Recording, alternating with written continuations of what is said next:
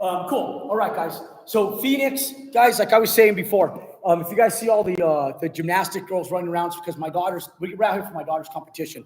But I came in and we were here not last week, but the week before, and we were doing property tours of all of our properties and just railing all our property management companies is what we were really doing.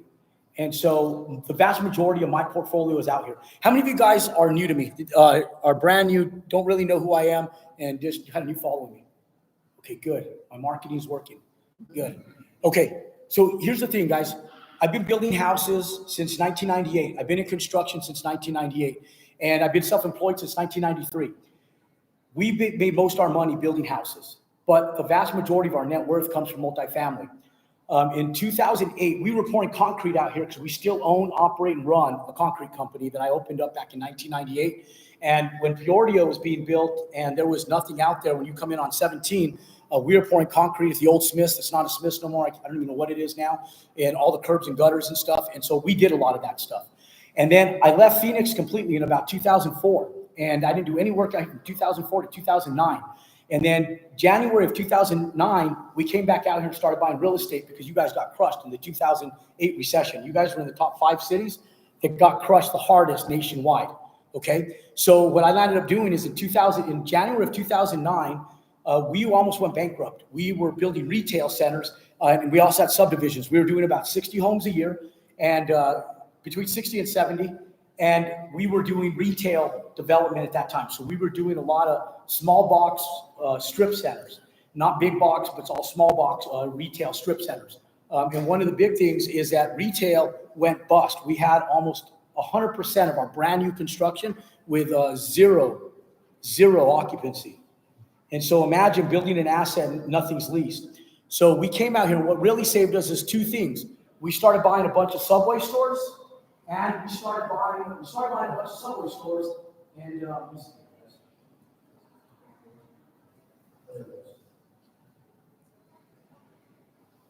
I'm horrible with this stuff. Rick, who usually does this for me.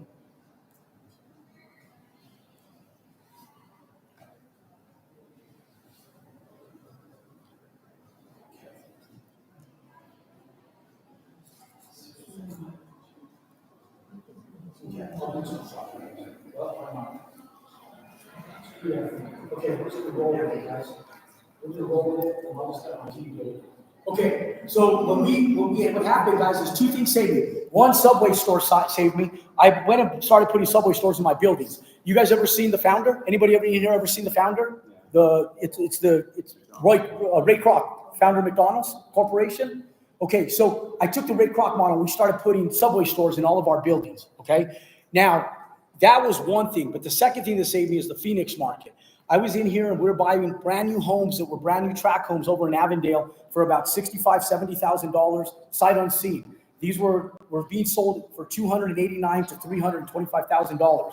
And we would go into these houses, and how many of you guys were living in Phoenix at that time? Okay, so maybe about a third of you guys. So when we would go into these subdivisions, guys, these are brand new friggin' subdivisions. D.R. Horton, Pulte, brand new subdivisions. And dusk was coming down the first time I came in. And I just bought one home. And I remember jumping up on a block wall and taking a look at the subdivision. It was black. There was no friggin' lights in the whole friggin' subdivision. Not one, except for about 20 houses down. And you see like one light. Then you go like 2 streets over and you see like one light. Entire subdivisions that were completely empty. And so we go into these houses, and these guys, the thieves, had them down to a T. They had the cabinets stripped out. They cut these little holes in the garage on one side, another hole on the other side. They clipped the copper, and they'd be pulling pipe out of those things. So they had it down to like a science on how they were ripping off the copper, the air conditioning units, and everything. And half our cabinets were gone. So the way we got our cabinets is soon we walk into the house next door because the doors were open. We're like, okay, I think I need a kitchen drawer. That looks like the same color in this house. If it was the same color, we just go to the next house because that one was open too. And we look at the cabinets like, okay, I need 2 drawers, 1 door, and okay, I'm good. I got a complete house. And no shit, guys, it was like that. And we would go into these brand new homes. None of them were even locked. And we'd go get our cabinets just to match in the houses we're buying. And we literally, that's how we got our cabinets put together for our houses. And we were buying houses sight unseen for like 70 grand. We came into Central Phoenix and we were buying houses sight unseen that we were renting for between $900 and $1,100 a month for between $20,000 and $30,000. every single house. And then we were buying fourplexes. And if you guys know, right where where 40th Street and the 202 is, where the Chinese Cultural Center is, you guys know that area? Okay.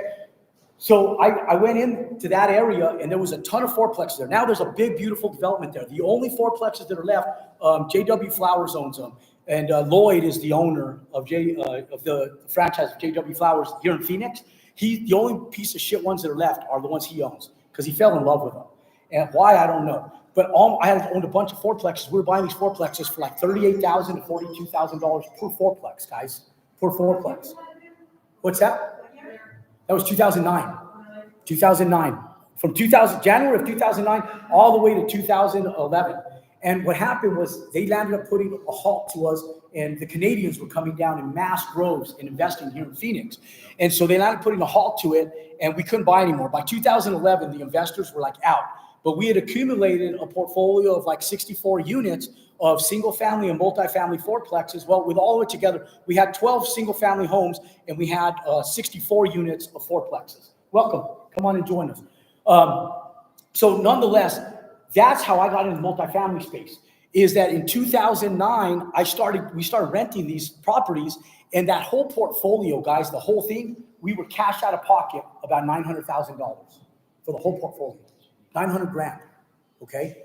And in history, we're not going to see anything like that, at least not at those prices, I'd assume, ever again, okay? But it brought me back to Phoenix. And so Phoenix has been a haven for us because about 2016, late part of 2015, I sold that entire portfolio for about $4.9 million. I paid my taxes on it because I didn't know what I know today back in those days. And I sold the whole portfolio, landed up with about $3.6 million in my pocket.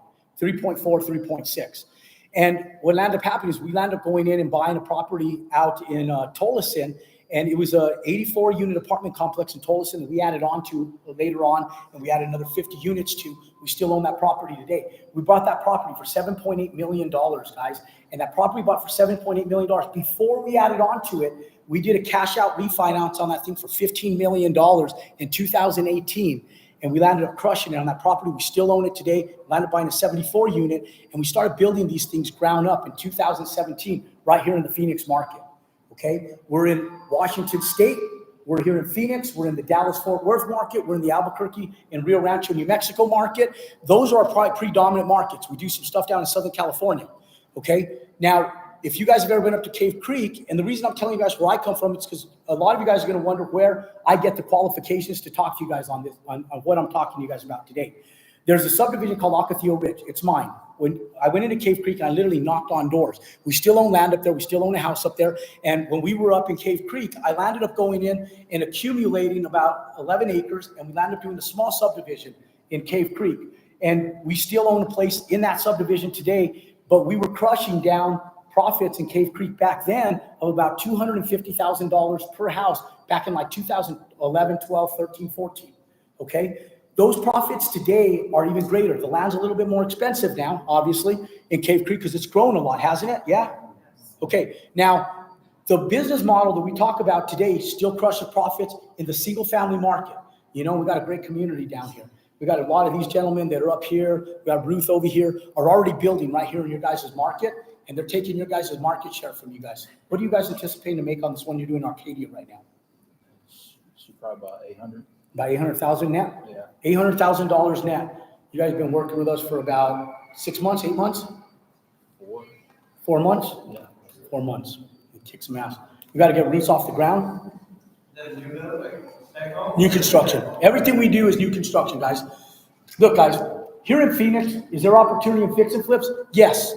But let me tell you guys, there's more money in brand new ground up construction, okay?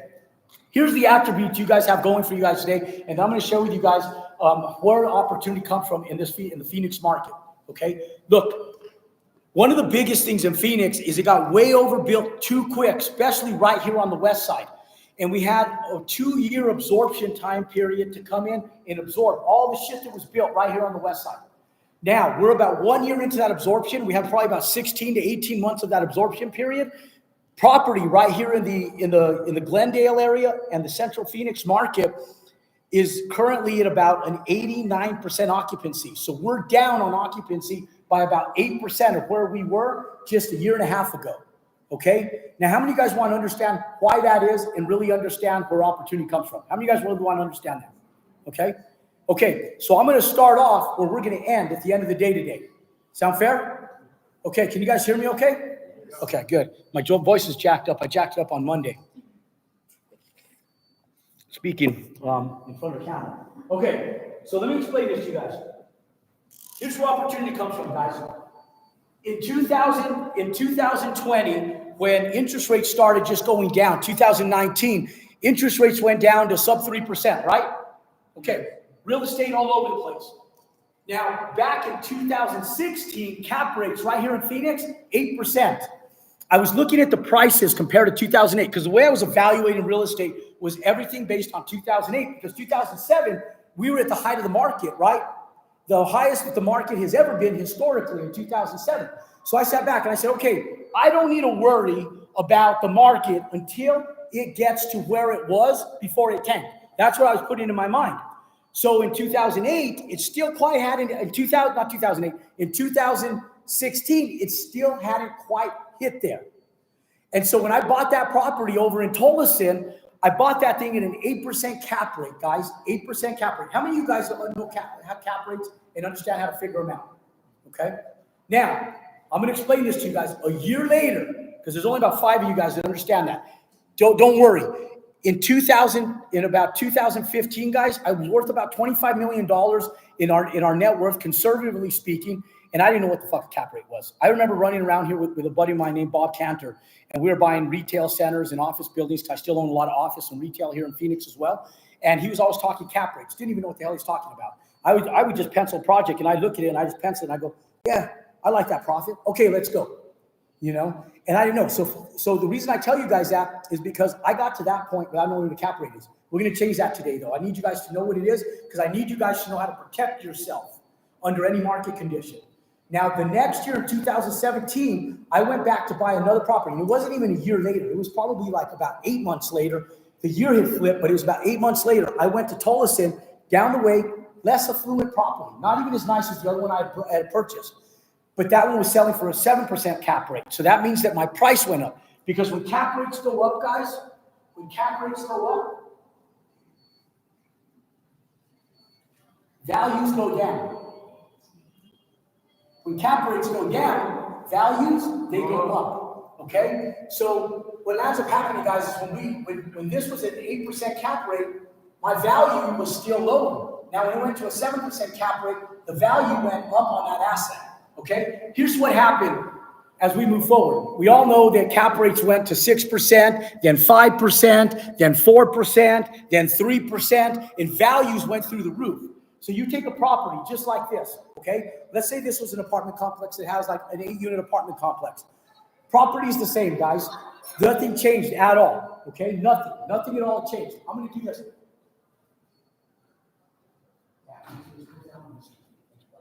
So here's what happens, guys. Everything's the damn same. Nothing's different. You have the same 8 tenants, the same 20 tenants. Whatever you have is exactly the same. You don't decrease your rent. You keep them exactly the same. Nothing changes. The money doesn't change. The tenancy doesn't change. Nothing changes at all. The only thing that changes is cap rates. And look what happens to values, guys.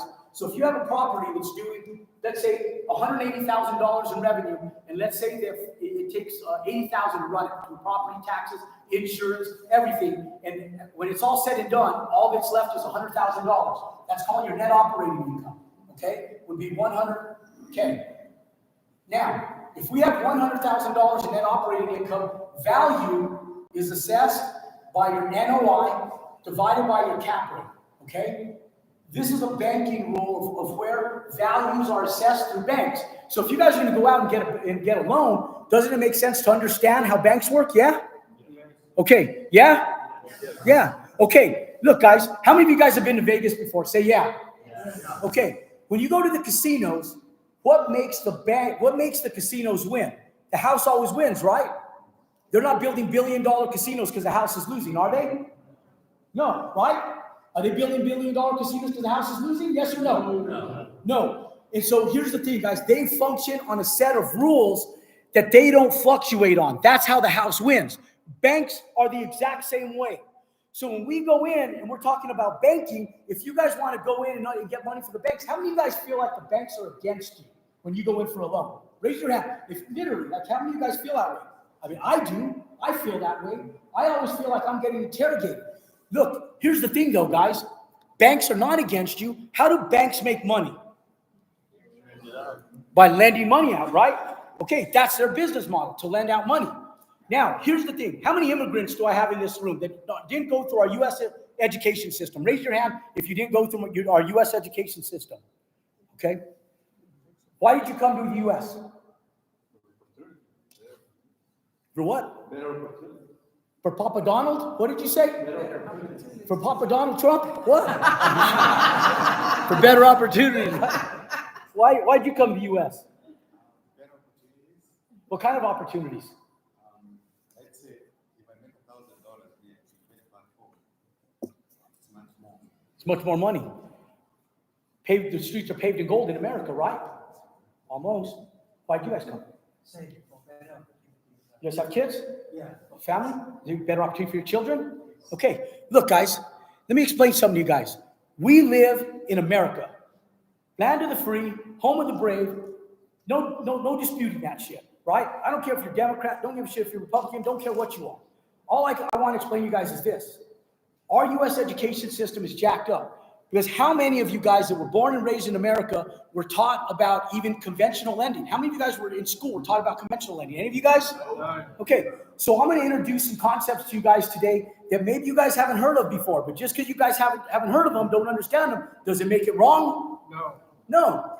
Biggest thing is educating you guys to understand how banks and the lending system works. Because if you don't understand how the banks and lending system works, how do you get money? Because the banks and the lending system, they're just like the casinos. If you utilize, welcome, my friend, join us. They work just like the casinos, guys. They function on house rules. And the house rules protects the banks most of the time from ever going under, yeah? So understand that, do you think it'd be more productive for you guys to understand how banks lend and what they're looking for and understand how they underwrite to be able to take your own deals down? How many of you guys think that if you guys underwrote like the banks, it would also protect you in your investments, knowing that you're investing like the banks invest? How many of you guys think that would be more advantageous? Yeah? Yeah? Okay, I want to hear you guys. Yeah? All right. Wake your ass up, man.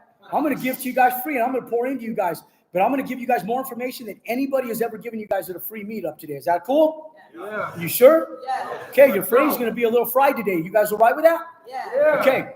Now look, I will put money on these gentlemen, this young lady right here. You born in America too or no?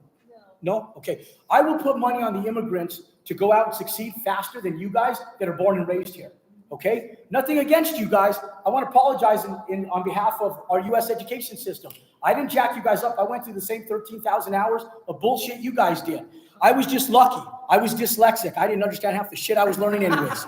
So to my benefit, I only learned probably a third of what you guys did. Okay? And so maybe that's why I did so well as an entrepreneur, because I didn't learn shit in school. Okay? I learned how to get by. And I went all the way through pharmacy school doing it, ironically enough. Okay? But I didn't learn anything about banking. I didn't learn anything about lending. Now, let's go back to what we're talking about here. Now, we go in, cap rates at 87%. Now, in 2000, right around 2019, 20, cap rates went down to about 3% because interest rates went sub 3%. Did they not? Yes. Okay, pull out your phones, guys. I want you guys to participate in this. What's $100,000 divided by 3%? What is it? 3 million.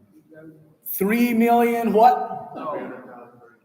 3,300,000. So the value is $3.3 million. Okay? Look, guys. Same asset, same walls, same carpet, same roof, same tenants, same income, same everything. Nothing's changed, guys. Nothing, not a damn thing. The only thing that's changed is interest rates going up. Where are interest rates today, guys? 7%? 6.5? Yeah. So if we go in and we just call that same interest rate 6%, and we take that same $100,000, what is our value, guys? 1.67. $1.67 million. Okay? 2021, 2025.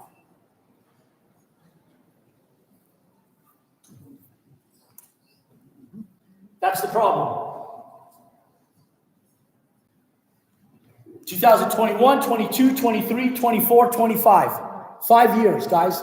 A 5-1R means you have a 5-year fixed rate mortgage, and year number 5, it becomes a fluctuating rate mortgage. So you take an asset and you had it 3%, and now it's floating at 6 to 7%, but you can't go in and refinance.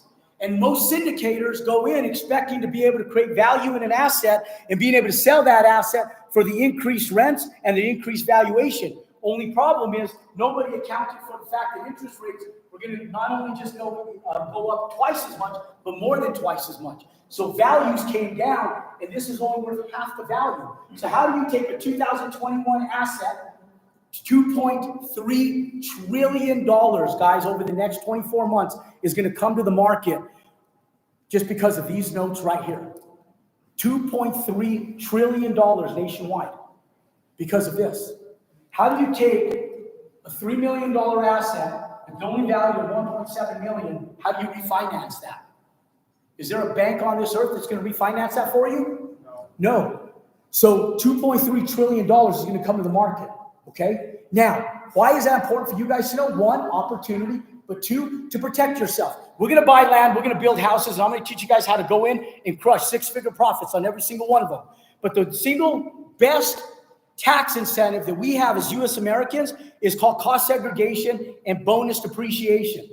And one of the biggest attributes for developers is to take advantage of that so that you don't have to pay federal income taxes. And so it's okay to go out and make money. The problem is not making money, guys. You guys have so much opportunity here in Phoenix. Most people that live here don't realize the opportunity you guys have. And as I drive these freeways and I see people, and I go to the airport, just try to get into a rental car, and they have no friggin' rental cars, but yet they have 8 levels of friggin' rental cars packed in there, no cars available every single weekend, guys, every single weekend here in Phoenix.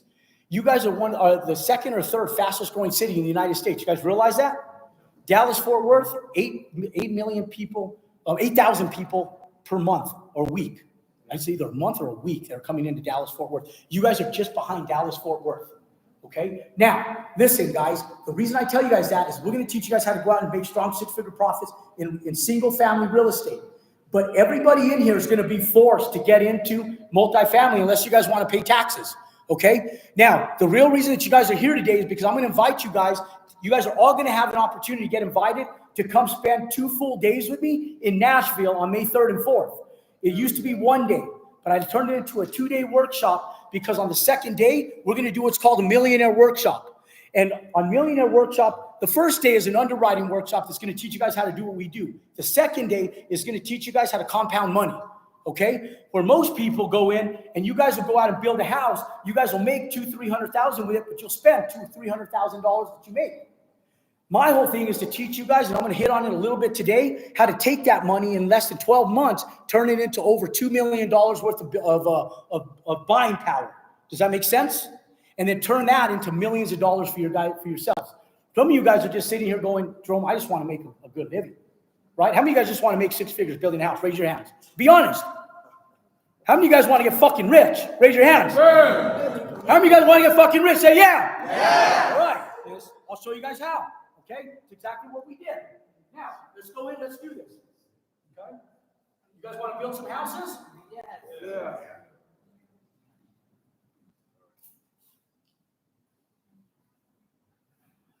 Okay, let's build some houses, guys. That thing sucks. Oh, wow. We'll figure it out. It always works. Looks like my son's bedroom. I told my son, I go, holy shit. I was like, we have the cleanest house in the world. And then I walk into your room. You guys have kids like that? Me. My shit. Son is. Where did you learn that from? You did that from your mom or your dad? Well, I'm glad it's not just me. Okay. Actually, let's go crush this for us. Okay, guys. Where do the attorneys, the doctors, where do the self-employed people that are successful entrepreneurs, the restaurant owners, the contractors that do well, that own the plumbing companies, the heating and cooling companies, the electrical companies, where do the affluent people live? The scientists, where do all these people live here in the Phoenix metro area? I know the answer, but where do these people live, guys? I'm not talking about our teachers. I'm not talking about our post office clerks. I'm not talking about your drywall guys. I'm not talking about your trade labor. I'm talking about your upper middle class. Where do those people live, guys? Where do they live? North Peoria? Okay, so North Peoria. Where at? Gilmore? Central Phoenix. Where else? Arcadia? Arcadia, Where else? Paradise Valley. Paradise Valley? Yeah, Queen Creek. There's parts of Queen Creek. Gilbert. There are parts. Is there areas in Chandler and Gilbert as well? Areas in Chandler, Gilbert, right?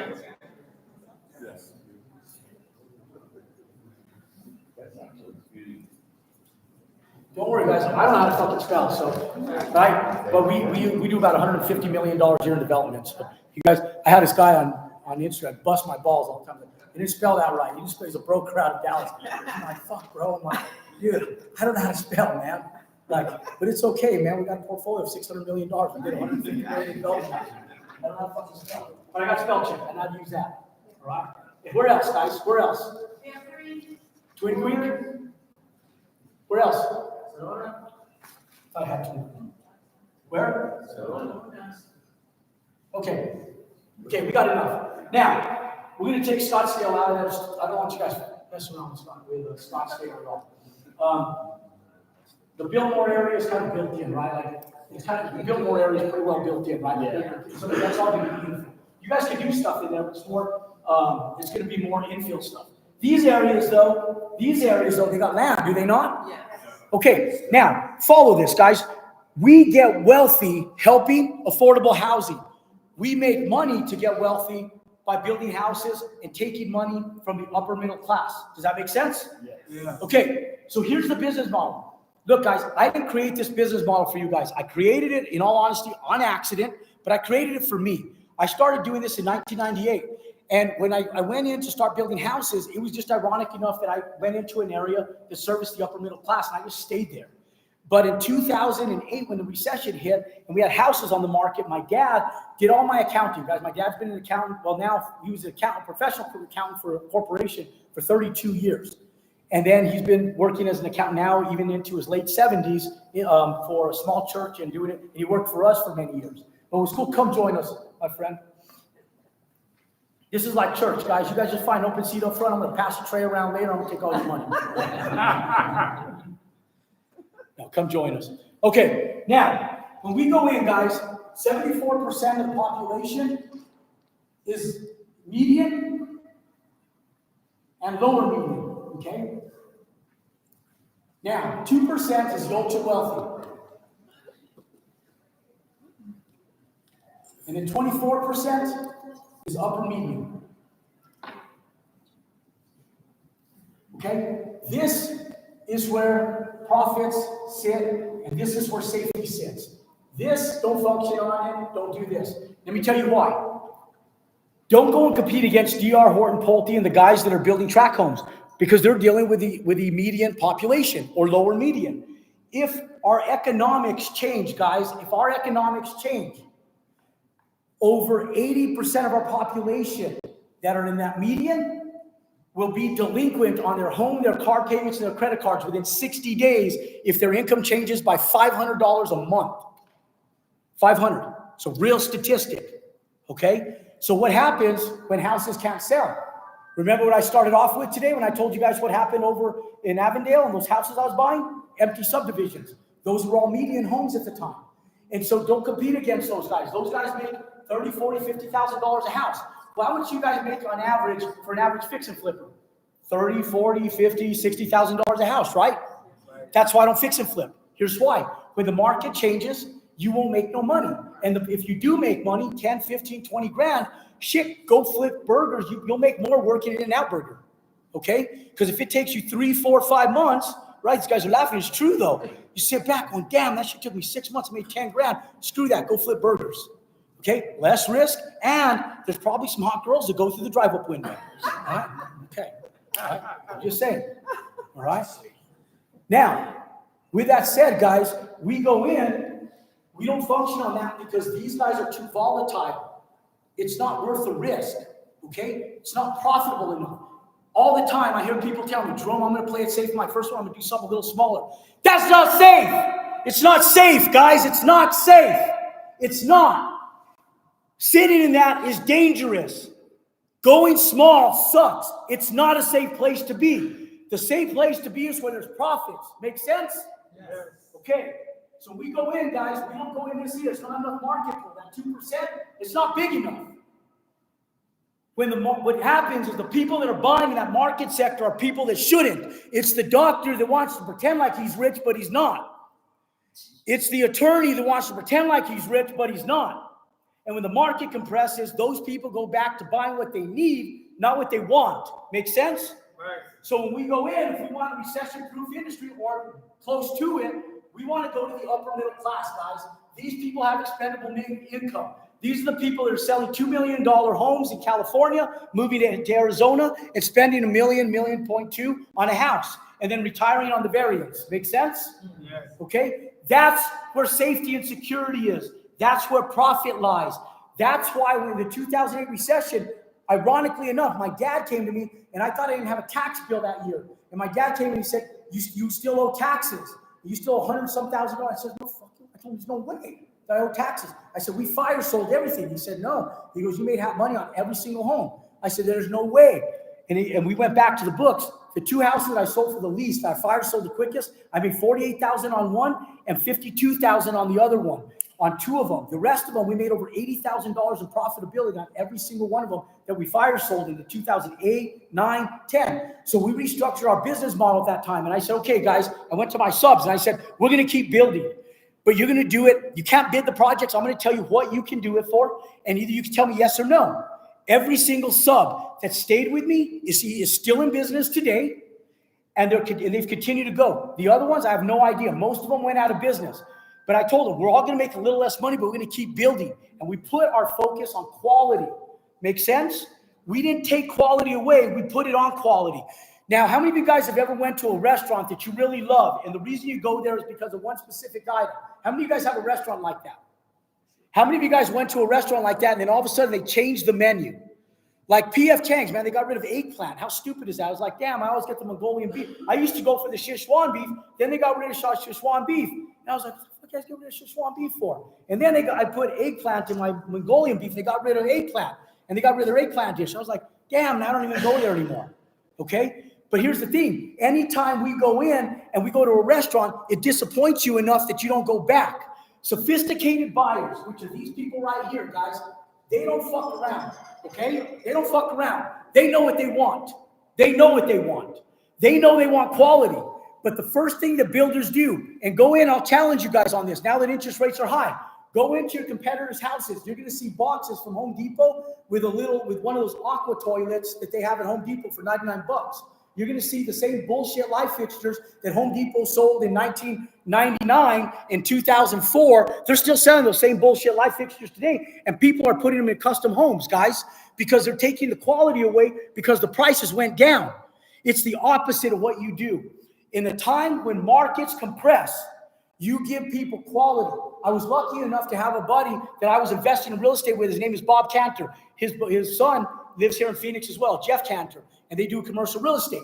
Well, I'll tell you guys, when during the 2008 recession, Bob and I kept doing retail. And Bob told me, he goes, Jerome, I'll find them, I'll sell them. You fix them. We went in and we found this building, we called it the Zebra Building. It was painted with zebra stripes on it. And we took this Zebra Building and I took him some flooring. He goes, buy quality stuff, Jerome. And I took him some wood flooring to put in this building. It was empty, mind you. In the 2008 recession, it was about 2010. And I took him this flooring that at the time I thought was great flooring because it was like $3 a square foot for wood flooring. So I'm sitting back going, okay, bro, it's $3 a square foot. The next day he came to my office, dropped it on Tammy's desk. Tammy still works for me today. She's been with me for 24 years. I go into the office and I go, did Bob approve the flooring? She goes, no, he dropped this one off. And I turned it over. $6.25 a square foot. I was like, is Bob crazy? I called Bob, did you lose your fucking mind? I go, $6.20, bro, we can't do it. We're in a recession. I said, that's a good floor. He goes, just put it in, trust me. And then I was getting ready to get the stucco guys out there. He goes, did you insulate? And I said, yeah, it's insulated already. He goes, no, but did you insulate it? He goes, I want foam across the whole building. And he goes, put foam around the whole building. And then when we did the roof, he goes, did they insulate the roof? And I said, no, bro, we're putting a brand new roof on it. He goes, insulate it. And so we landed up putting more money into this building.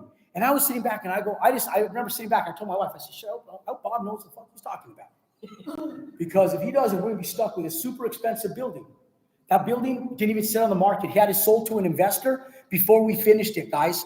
Full price. We both landed up walking away with $120,000 each on a little tiny building, guys, during the recession. I learned something from that experience.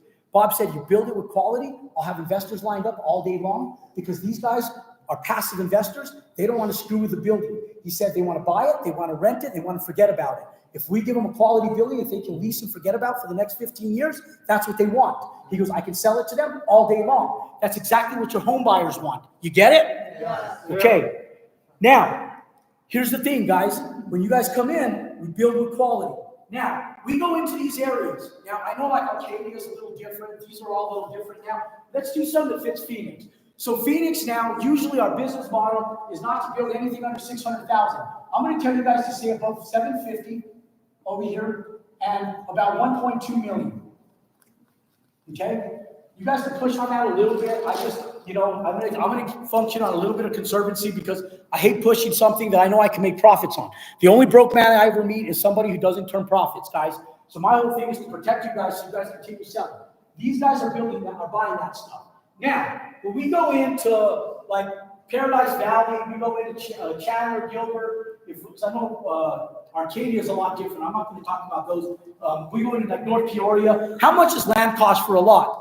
150, 200,000? Yeah. About there? Yes. About 200 grand for a lot? Is that fair? Yeah. Yeah, about 200 grand? Okay. So let's go in on a lot price of 200 grand, guys. How many of you guys have $200,000 sitting around collecting dust, wanting to blow out, buy a piece of land to build some money with? How many of you guys have dust money? Any of you guys have dust money?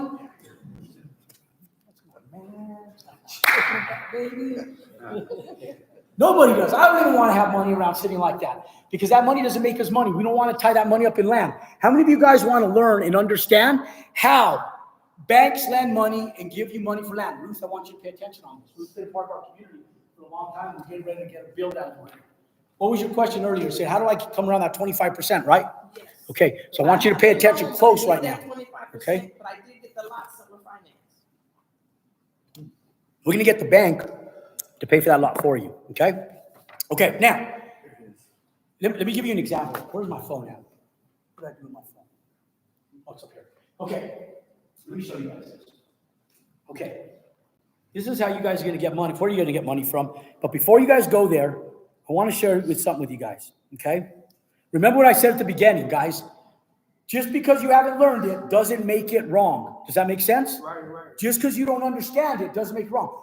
Banks will lend you money where you don't even have to pay for the land, okay? Now, when we go in, guys, every bank is different. You guys do not go in and start talking to the big bank. You don't talk to Wells Fargo. You don't talk to Chase. You don't talk to Citibank. You don't talk to Bank of America or Merrill Lynch. You go in and you talk to the local banks, guys. Small local banks and credit unions in the Phoenix metro area.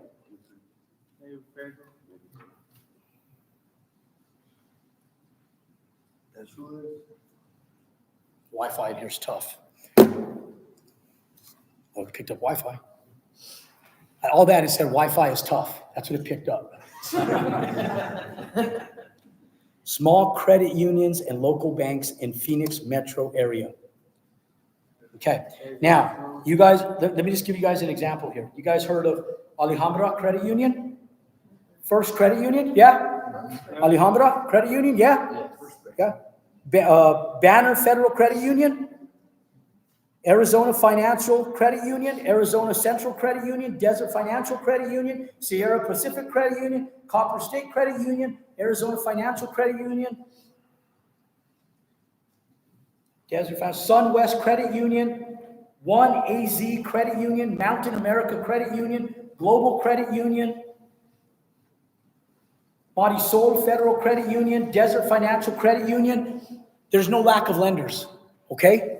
If one tells you no, just doesn't fit their business model, okay? Now, the reason I want you guys to understand this before I get started on this is because the only reason you're gonna get told no is two reasons. One, you're talking to the wrong bank, or two, you're not ready for a loan. Don't put the cart in front of the horse, okay? You should be looking for a loan until you understand what I'm gonna go over right now, okay? Now, when we go into like North Peoria, well, Paradise Valley, let's get rid of two, because Paradise Valley is inland. I love Paradise Valley, but let's get rid of that as well. We go into like Quinn Creek, we go into Chandler, Gilbert, North Peoria, some of these areas that we're paying $200,000 for a lot. How much are these houses selling for, provided that they're 3,000 square feet? How much? About $1 million? About $1 million? 1, 2, 1, 3 for 3,000 square foot. Okay, now we're going to keep our square footage, guys, between 1,700 and 3,500 over here.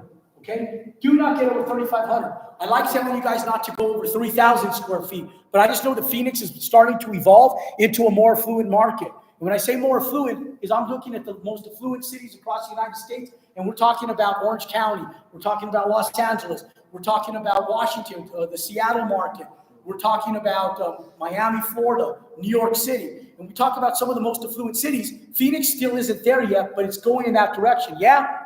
Yes. Yeah. Okay. Now, so I'll let you guys push it a little bit. Okay. Usually I don't let Texas get it to 3,500 square feet, because every house in Texas is always a little bit bigger, right? Because everything in Texas is a little bigger and better in Texas. Yeah. You're not supposed to say, yeah, you guys are in Phoenix. You're supposed to say, no, it's bigger and better here in Arizona. Right. Okay. So 3,500 square feet, guys. So let's say that we have a 3,000 square foot house, okay? Now, if we pay $200 for the lot, we're up in these areas. How much is that house selling for? You think 1.2, 1 million? Let's call it. Let's go a little lower. Let's say if the market gets compressed, we have to take $100,000 sponge on it, and we sell that house for $1.1 million. Okay, $1.1 million. Okay, resale price. Okay, now, we go in, we have a 3,000 square foot house. Now, the cost to build here in Phoenix is no different than what we're paying in New Mexico, in Texas. In actually, Texas is a little bit less. But you guys are going to be able to go in and build a nice house, 3,000 square feet. The average cost nationwide, according to the National Association of Home Builders, is $141 a square foot. Now, for most of you guys that don't have construction experience, the bank's going to require that you guys have a contractor that does have the experience. So you're going to have to pay a contractor to do this. Now, hiring a contractor is easier than you guys think. It's what I do everywhere. I don't GC any of my projects here in Arizona. I just broke dirt on my Taylor Street project just the other day. Our Camelback project we broke ground on, but right after we broke ground, we decided to do a light tech build on it. So we kind of put the brakes on it real slowly for 2 months. And so we could get our approval on our light tech build, but it's a 208 unit development right off of West Camelback, walking blocks from GCU. You'll start seeing that thing go vertical here over the next few weeks. We already have dirt on the lot, and we already kind of broke ground on it. Taylor Street, we broke ground on it yesterday. And so we're going vertical on that one with 31 units. And so we have stuff all over town in Phoenix. Those just happen to be our two most recent projects right here in Phoenix. I don't GC those. I hire GCs for those. Now, our single family homes that we do, I don't do any here in Phoenix anymore, but we have a group of people that are doing them. Are you GCing yours, or you guys have a GC? You're GCing yours. So that's why you're making more on it. Okay? But for most of you guys are going to go in and hire a GC. It's called the process of 30. When you work with us within our community, you guys get all the access to being able to understand how to hire the right GCs, how to be able to make sure that you're vetting the right GCs, and you have qualified people to help you. Now, when we go in, guys, let's say that even though the average price per square foot is $141, you guys say, what do you guys build those for? About $170 a square foot? The one in Arcadia that you have going on. About 260? That was selling for how much though? 4 million. 4 million, that's the difference. Okay, so that's different. That's like what we're doing in Kirkland, Washington. So I'm talking about this business model here. You're going to end up spending about $165 a square foot to build it if you're the contractor. You're going to spend about $180 a square foot if you're going in and hiring a contractor. So if we take 3,000 square feet, who has a calculator in here? On your phones, everybody does. Good, 180 times 3,000. How much is it? 460? 460. Okay, so 460,000. Okay, now, when we go in, guys, we have, these are the two things that we need for lending, okay? Now, we have closing costs. What's 6% of $1.1 million, guys? What's 6% of $1.1 million? 66,000. What is it? 66,000? Yeah. 66K? Yes. Okay. So closing cost is $66,000. Okay, now, you're gonna need a loan for a total of $660,000, okay? You need a loan for $660,000. This is what you need a loan for. Because that way the bank pays for the lot, right? Now, if we have a $660,000 loan, and let's say that we're paying about 9% interest on that construction money, it's going to be post 30, and you're also only going to pay as that loan gets drawn on. The bank just not going to go put $660,000 in your bank account. They'll pay for the lot first, and then what you do is you're going to go in and you're going to pour your foundation, then you're going to go vertical on your framing, and as you do those draws, they're lending you stipends of that loan to be able to cover the cost of that stuff 30 days after it's finished. And so what happens is you're about 30% of what you get on an annualized basis is what you're going to get back. A build like this will take you 6 to 7 months to build. So if we go in, we're going to probably have about $25,000 to $30,000 in debt service. Okay, so let's say that our debt service is equal to about 30K. It'll actually be closer to about 20, but let's just figure high. Okay, now total cost. What's our total cost, guys? 200,000, 440 plus 66 plus 30. That's a loan 390, 690, 600. That's 756,000. Is that right? 756. Is that 756? Yeah. Come on, you guys have calculators. Yes. Okay. Now we subtract that from 1.1 million. What's our net proceeds? 344. 324? 344. 344. 344. 324. Who cares? Right? Yeah. It's all plus 20. I want the extra 20. I'm going to broker it for you for fun. You can give me 20. So you guys are making $344,000, guys. Let's say that it's just 300K. Okay? Let's say that you guys have 300K. Okay? How are you doing? How are you doing? Are these numbers unreasonable? No. Are those pretty realistic right here in Phoenix? Yeah. Okay? All day long, guys. When you don't have inventory, you create inventory, guys. Right now in this market, there is no inventory that's worth a shit. Go create it. I know that building sounds like an undertaking, but it's not. One of the biggest things one of the biggest dilemmas that people want to touch and feel the asset before they get started. The problem is there's more risk in pre-existing assets than there is in assets that are already built, guys.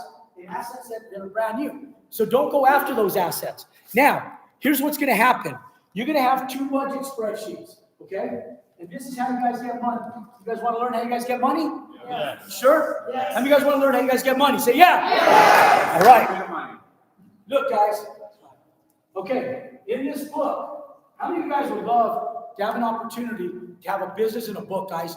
This book right here is 28 years of my business in a book. I called Tammy one day and I said, Tammy, can you do me a favor? Can you get all of our training spreadsheets, all our PDFs, and can you package them for me?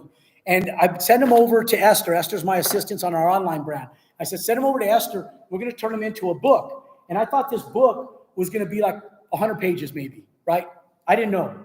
And so I didn't know. We had all these trainings. It's like you create a spreadsheet for everything. When you go in and we send a superintendent out that's brand new in its framing stages to go do a walkthrough, we sent him out with like a framing spreadsheet. When we send for a plumbing walkthrough, we send them out with a plumbing spreadsheet. When we go out, we send them out for an electrical walkthrough, we send them out with an electrical spreadsheet. So on and so forth and so on. At the end, a blue tape walkthrough. And it has everything in there from start to finish on every single training spreadsheet. Well, we got to the end of putting this book together. I hadn't seen it because I had my office doing it. And we spent a month on this right here. It's called the spine of a book. And I go, what the fuck's the holdup on the book, guys? Like, what's the deal? And they're like, we're working on the spine. I was like, what's a spine? They're like, the spine of the book. And I was like, okay, can you get it done? This was like a big deal. And I said, well, how big is the book? And they said, it's 360 pages long. I said, no shit. I said, how thick is that? And they go, just shy of an inch. I was like, really? And so we put it together and we binded it. And I was like, holy shit, we have a big old giant book here, guys. We have been giving this to our community for free in PDF form forever. I had no idea it was a 360-page book. And so we binded it. It's only available on TikTok Shop. But what's cool about like these guys that are all part of our community is that they get active working live worksheets in this book. There's like 18 of them. And so when you go in, you can have the spreadsheets to underwrite a build on a single family home. You got a spreadsheet for a short form for multifamily. And then we have our waterfall spreadsheets for in-depth multifamily underwriting. How many people think that would be pretty advantageous to have as a tool for your business? Okay, how many of you guys have no experience in construction or real estate at all? Raise your hand. Be honest. Okay, how many of you guys think that would be advantageous to have as a tool to walk on a job site with? You guys can go in, and I would tell my employees, I said, just read through the spreadsheet before, either take it on a clipboard or just read through it 2 or 3 times, throw it on your front seat. When you walk in, start asking the contractors questions. You'll look like a badass and you don't even know anything about it. You know what I mean? Right. And you can take a spreadsheet and just ride through it. And so that's the way that was put together. Now, here's how you get money, guys. And the reason this is important is this spreadsheet right here. It's in that book, and it's a working PDF, okay? On May 3rd, we're going to be going over this in Nashville in depth. Every single line that's on this spreadsheet, okay? And it goes through every single in sequential order of everything that you need from start to finish to build a house.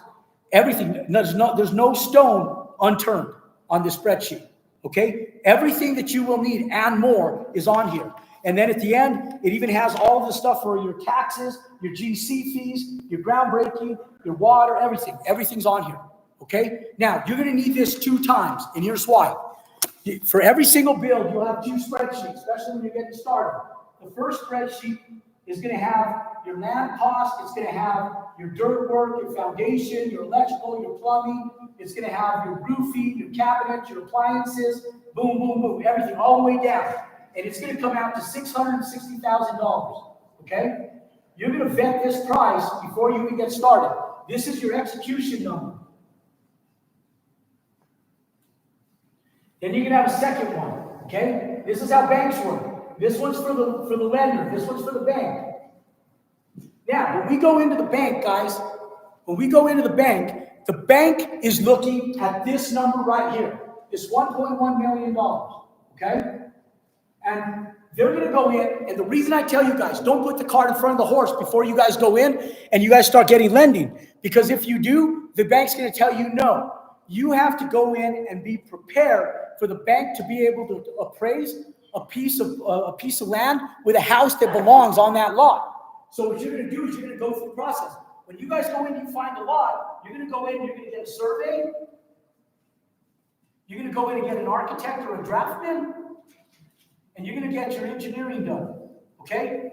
These 3 things are going to get you money, and they're also going to get you permits, okay? You can't get money without them, and you can't get permits without them. You need those 3 things to get both permits and to get money. When you have a finished roll of blueprints, guys, that's when you go to the bank. And what you do is you tie up the land, and you can either do it like you did it, Ruth, you get owner financing till you get to the lending.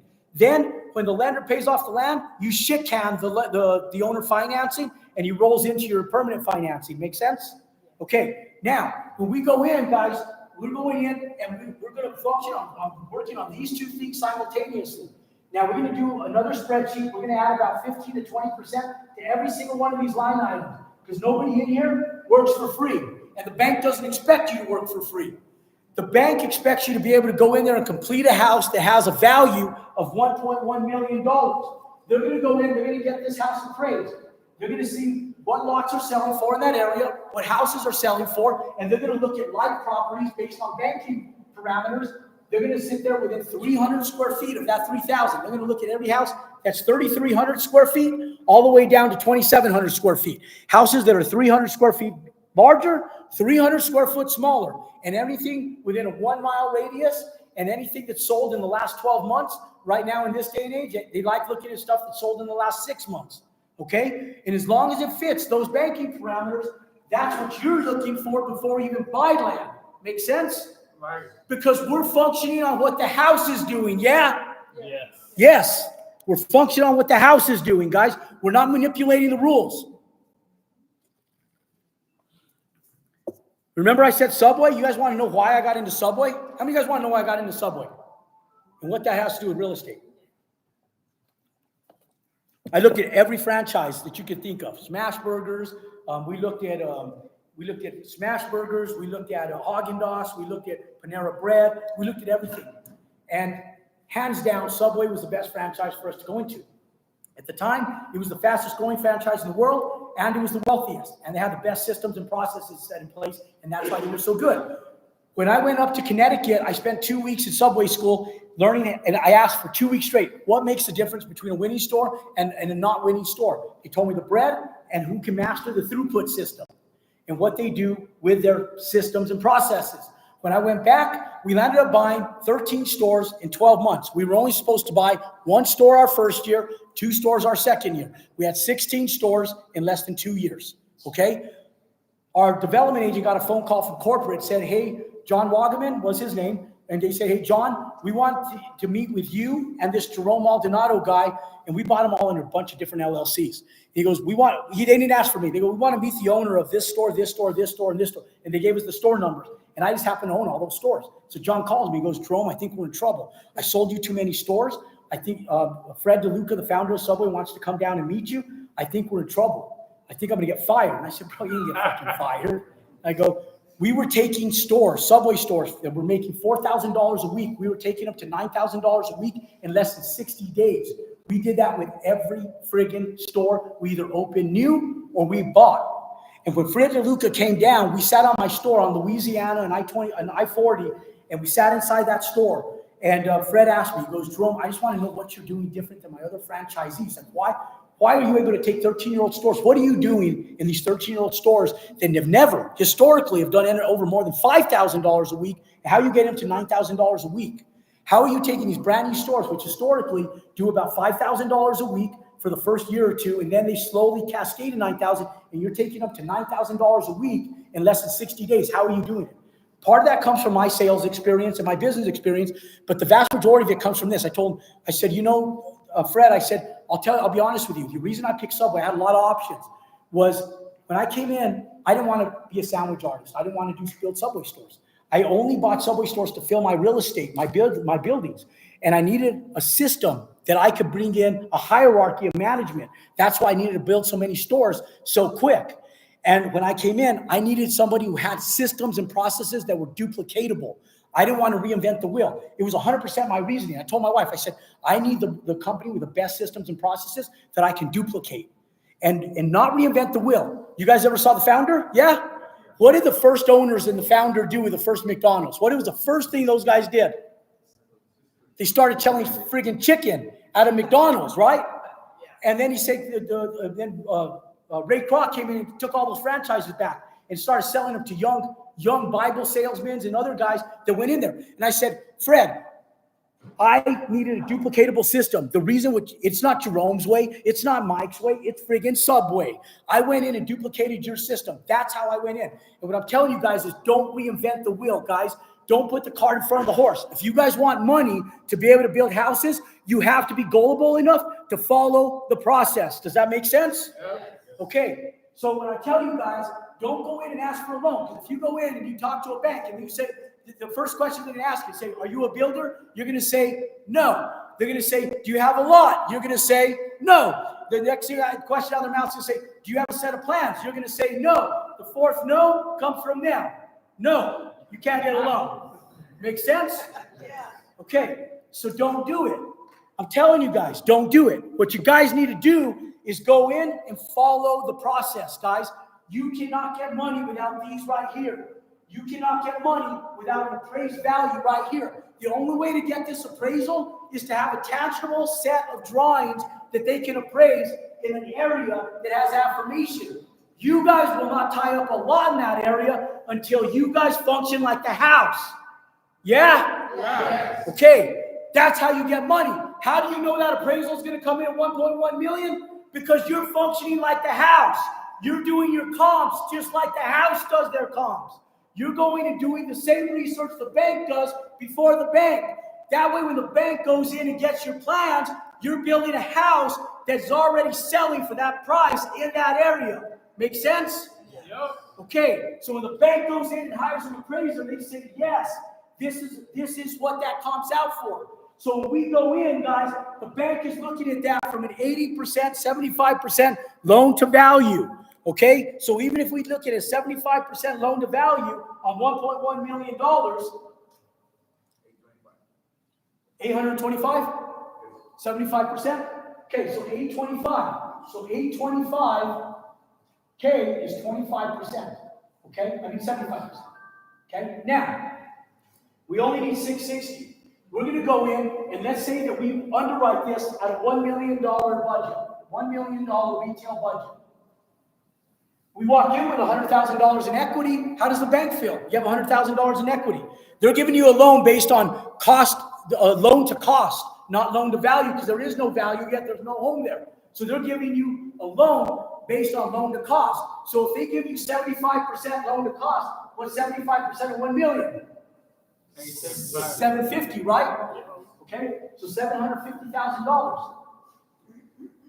We don't need 750. We need 660. We're going to take the $750,000 loan. You don't get charged on the interest until you draw on the money.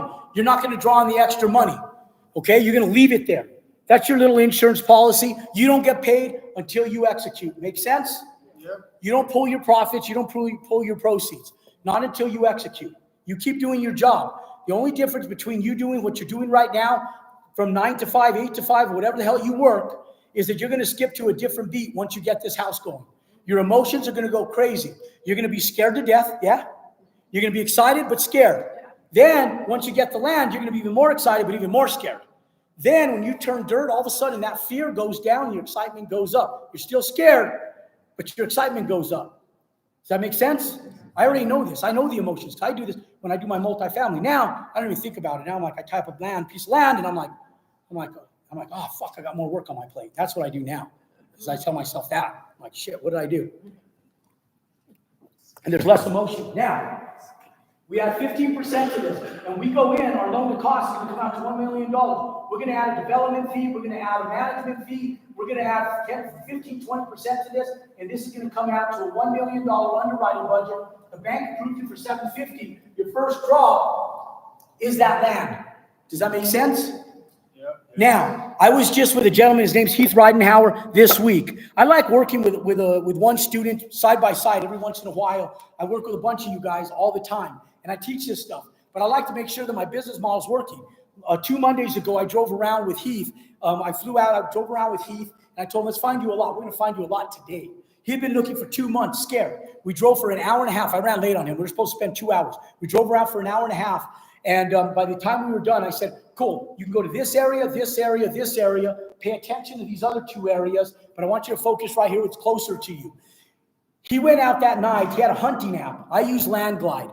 He has a hunting app that gives him the ability to see who owns the lots.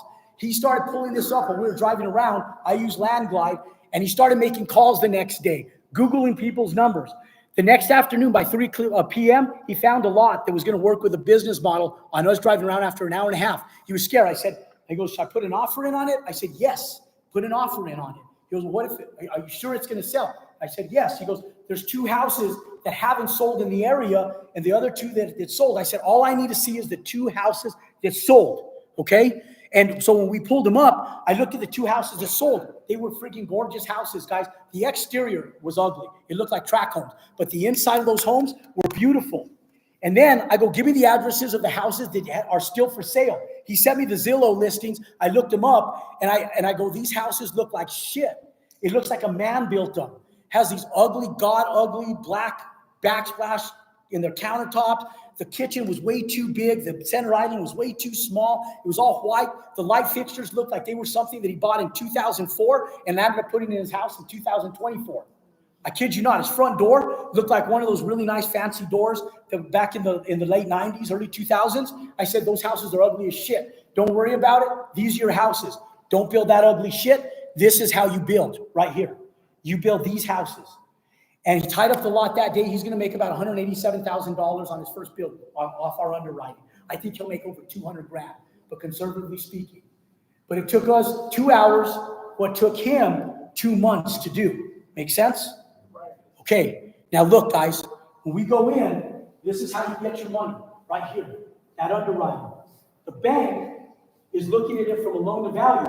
If you go in, the bank approves 750 and you default on that loan, and the house is worth $1.1 million, and you get that house done, how is the bank doing?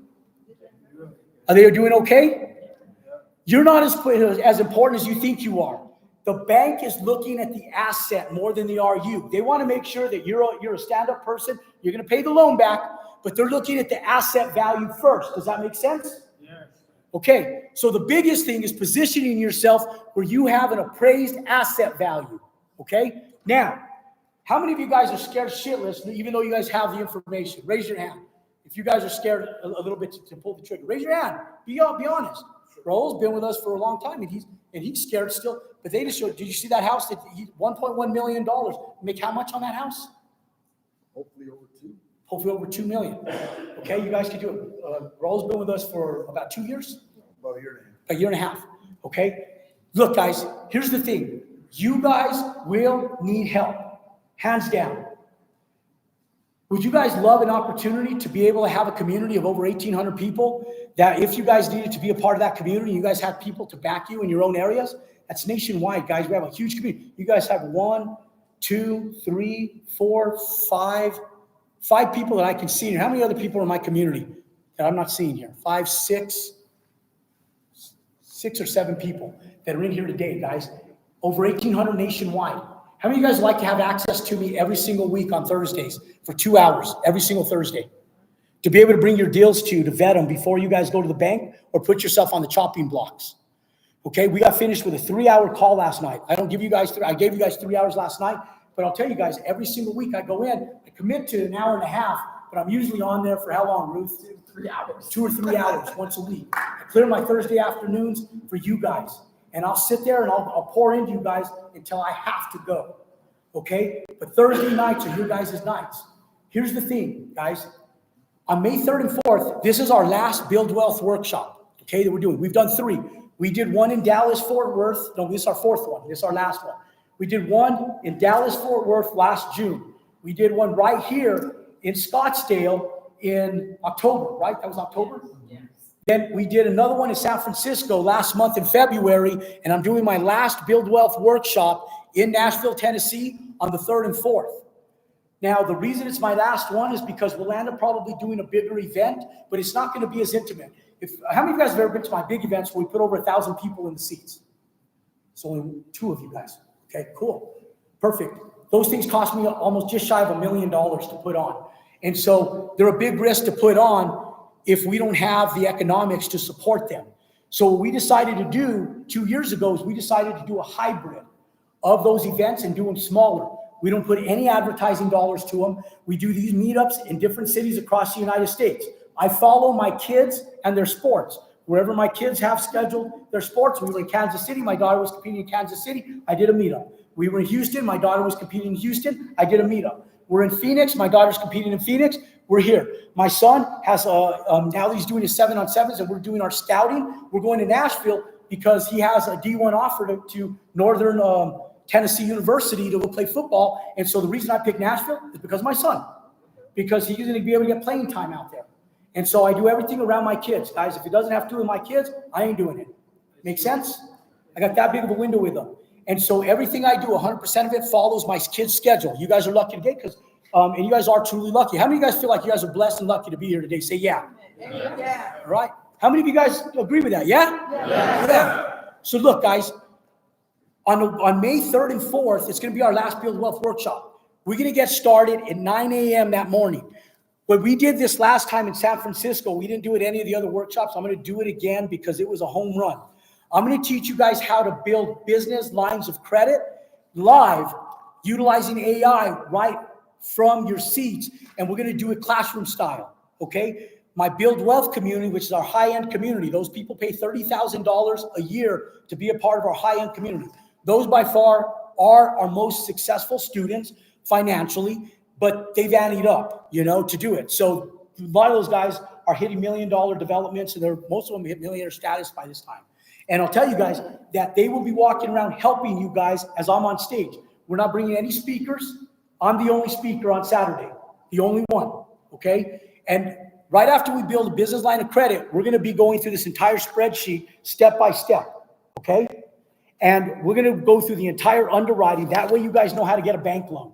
And when you guys walk out of that workshop, you guys will be able to go take this paperwork and you'll be able to enter in your own data to go in and get bank lending. Does that make sense? This is on single family builds, okay? Then for lunch is on me. I feed you guys, okay? All you got to do is bring your little package of mustard and mayonnaise so you guys can put it on your ham sandwiches, and then you guys are good. You guys get lunch, okay? All right? All right, how about steak and fish? Is that better? Salad? All right, it's on me, guys. I won't feed you guys bullshit. I'll feed you guys good. And we'll feed you guys for lunch. It's on me. You guys don't pay anything for that. I don't want you guys going anyplace. You guys will move from one set of tables to another set of tables, and you guys will switch where you guys are sitting with, and you guys are going to network.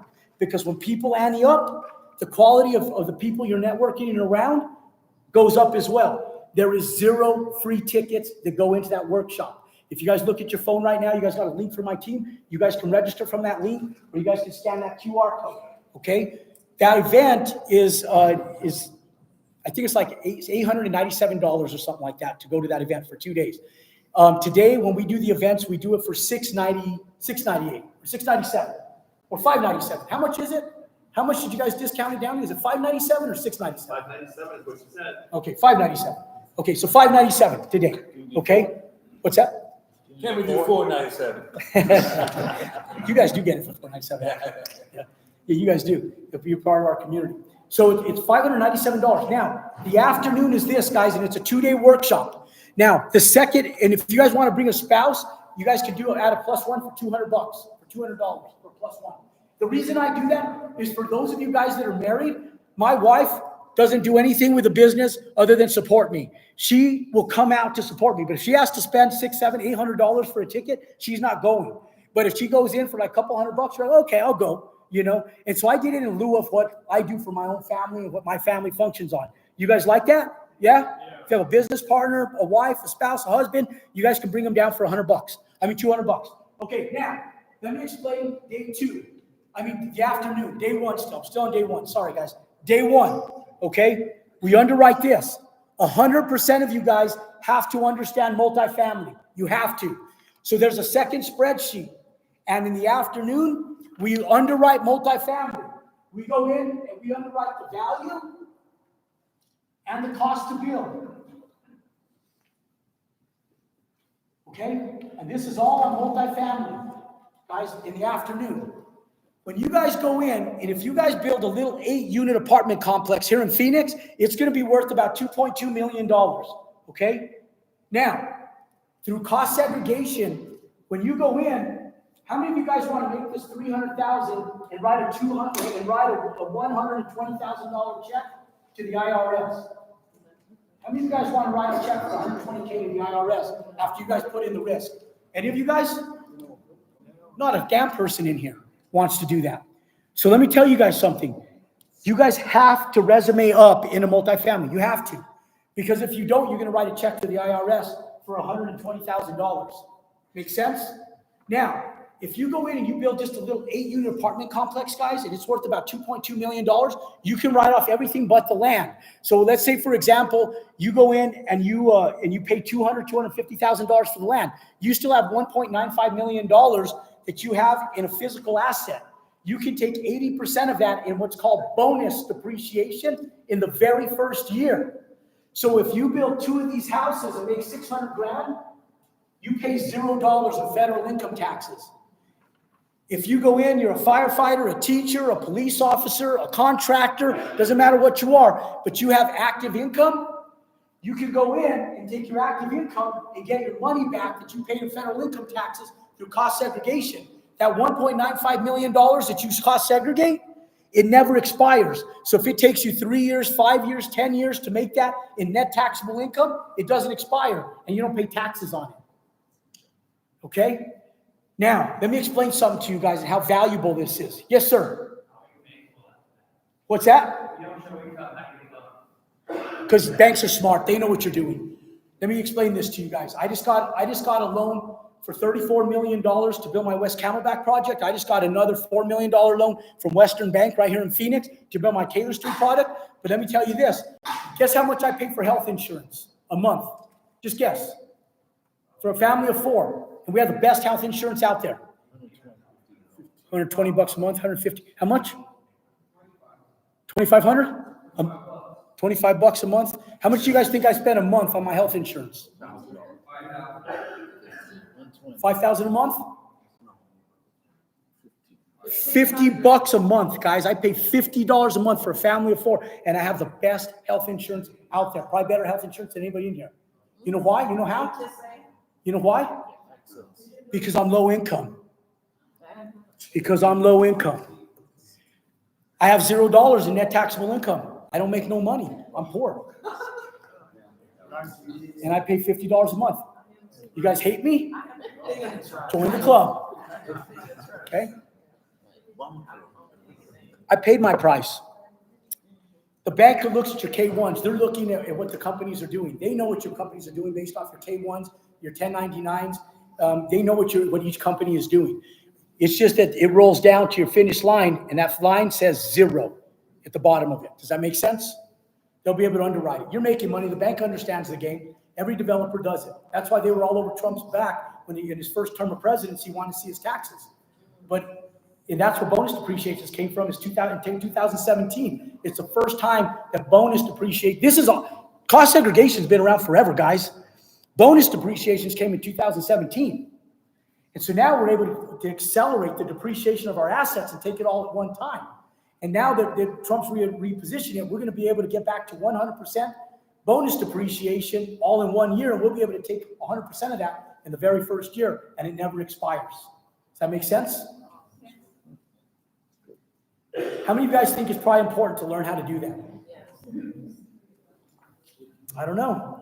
I'll build apartments for free just for that attribute alone. Some people sit back and they want a monetary return on investment. They're like, well, how am I going to make my $600 back? I don't know. Build an apartment complex. Okay. So is that a one-time depreciation? Because normally it's 27.5 years if like single family or whatever. But through bonus depreciation, that's the way it's worked pre-2017. Since 2017 on, now we do the bonus depreciation. Cost segregation has been around forever. Bonus depreciation has only been around since 2017. And so now it was supposed to be 100% for 2 years, then 80%, then 60%, and then gone. And then they landed up adding it back up to 80%. And so it's at 80% now, and Trump's going to get it back to 100%. Does that make sense? Yeah. Okay, now, here's the thing, guys. Day 2 is Millionaire Workshop. I've never done a Millionaire Workshop before. It's going to be our very first Millionaire Workshop. Our tickets went from, our tickets went up like $200 for a second day.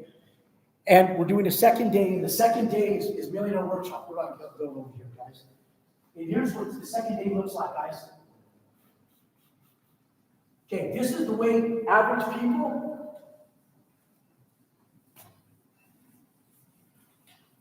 make money and spend money. Okay? Average people will go out and make $300,000 and they'll spend $400,000. Okay? That's what right or wrong. That's where our national deficit comes from. You'll make 300 and go spend 400. Yeah? right? That's what the average person does. But let's say you're smarter than the average bear and you go in, you make 300 and only spend 200, you still only have 100K left. That's gonna, if you only do 2 a year, it's still gonna take you 5 years to hit millionaire status and you still only have $1 million. That's the average person. That's the way I functioned for the first 15 years of being an entrepreneur, guys. And then I learned something. I learned how to compound money. And so the second day is to teach you guys how to go out and take $300,000. You know, if you guys have $300,000 in your bank account, you have 9 times the lending power on that.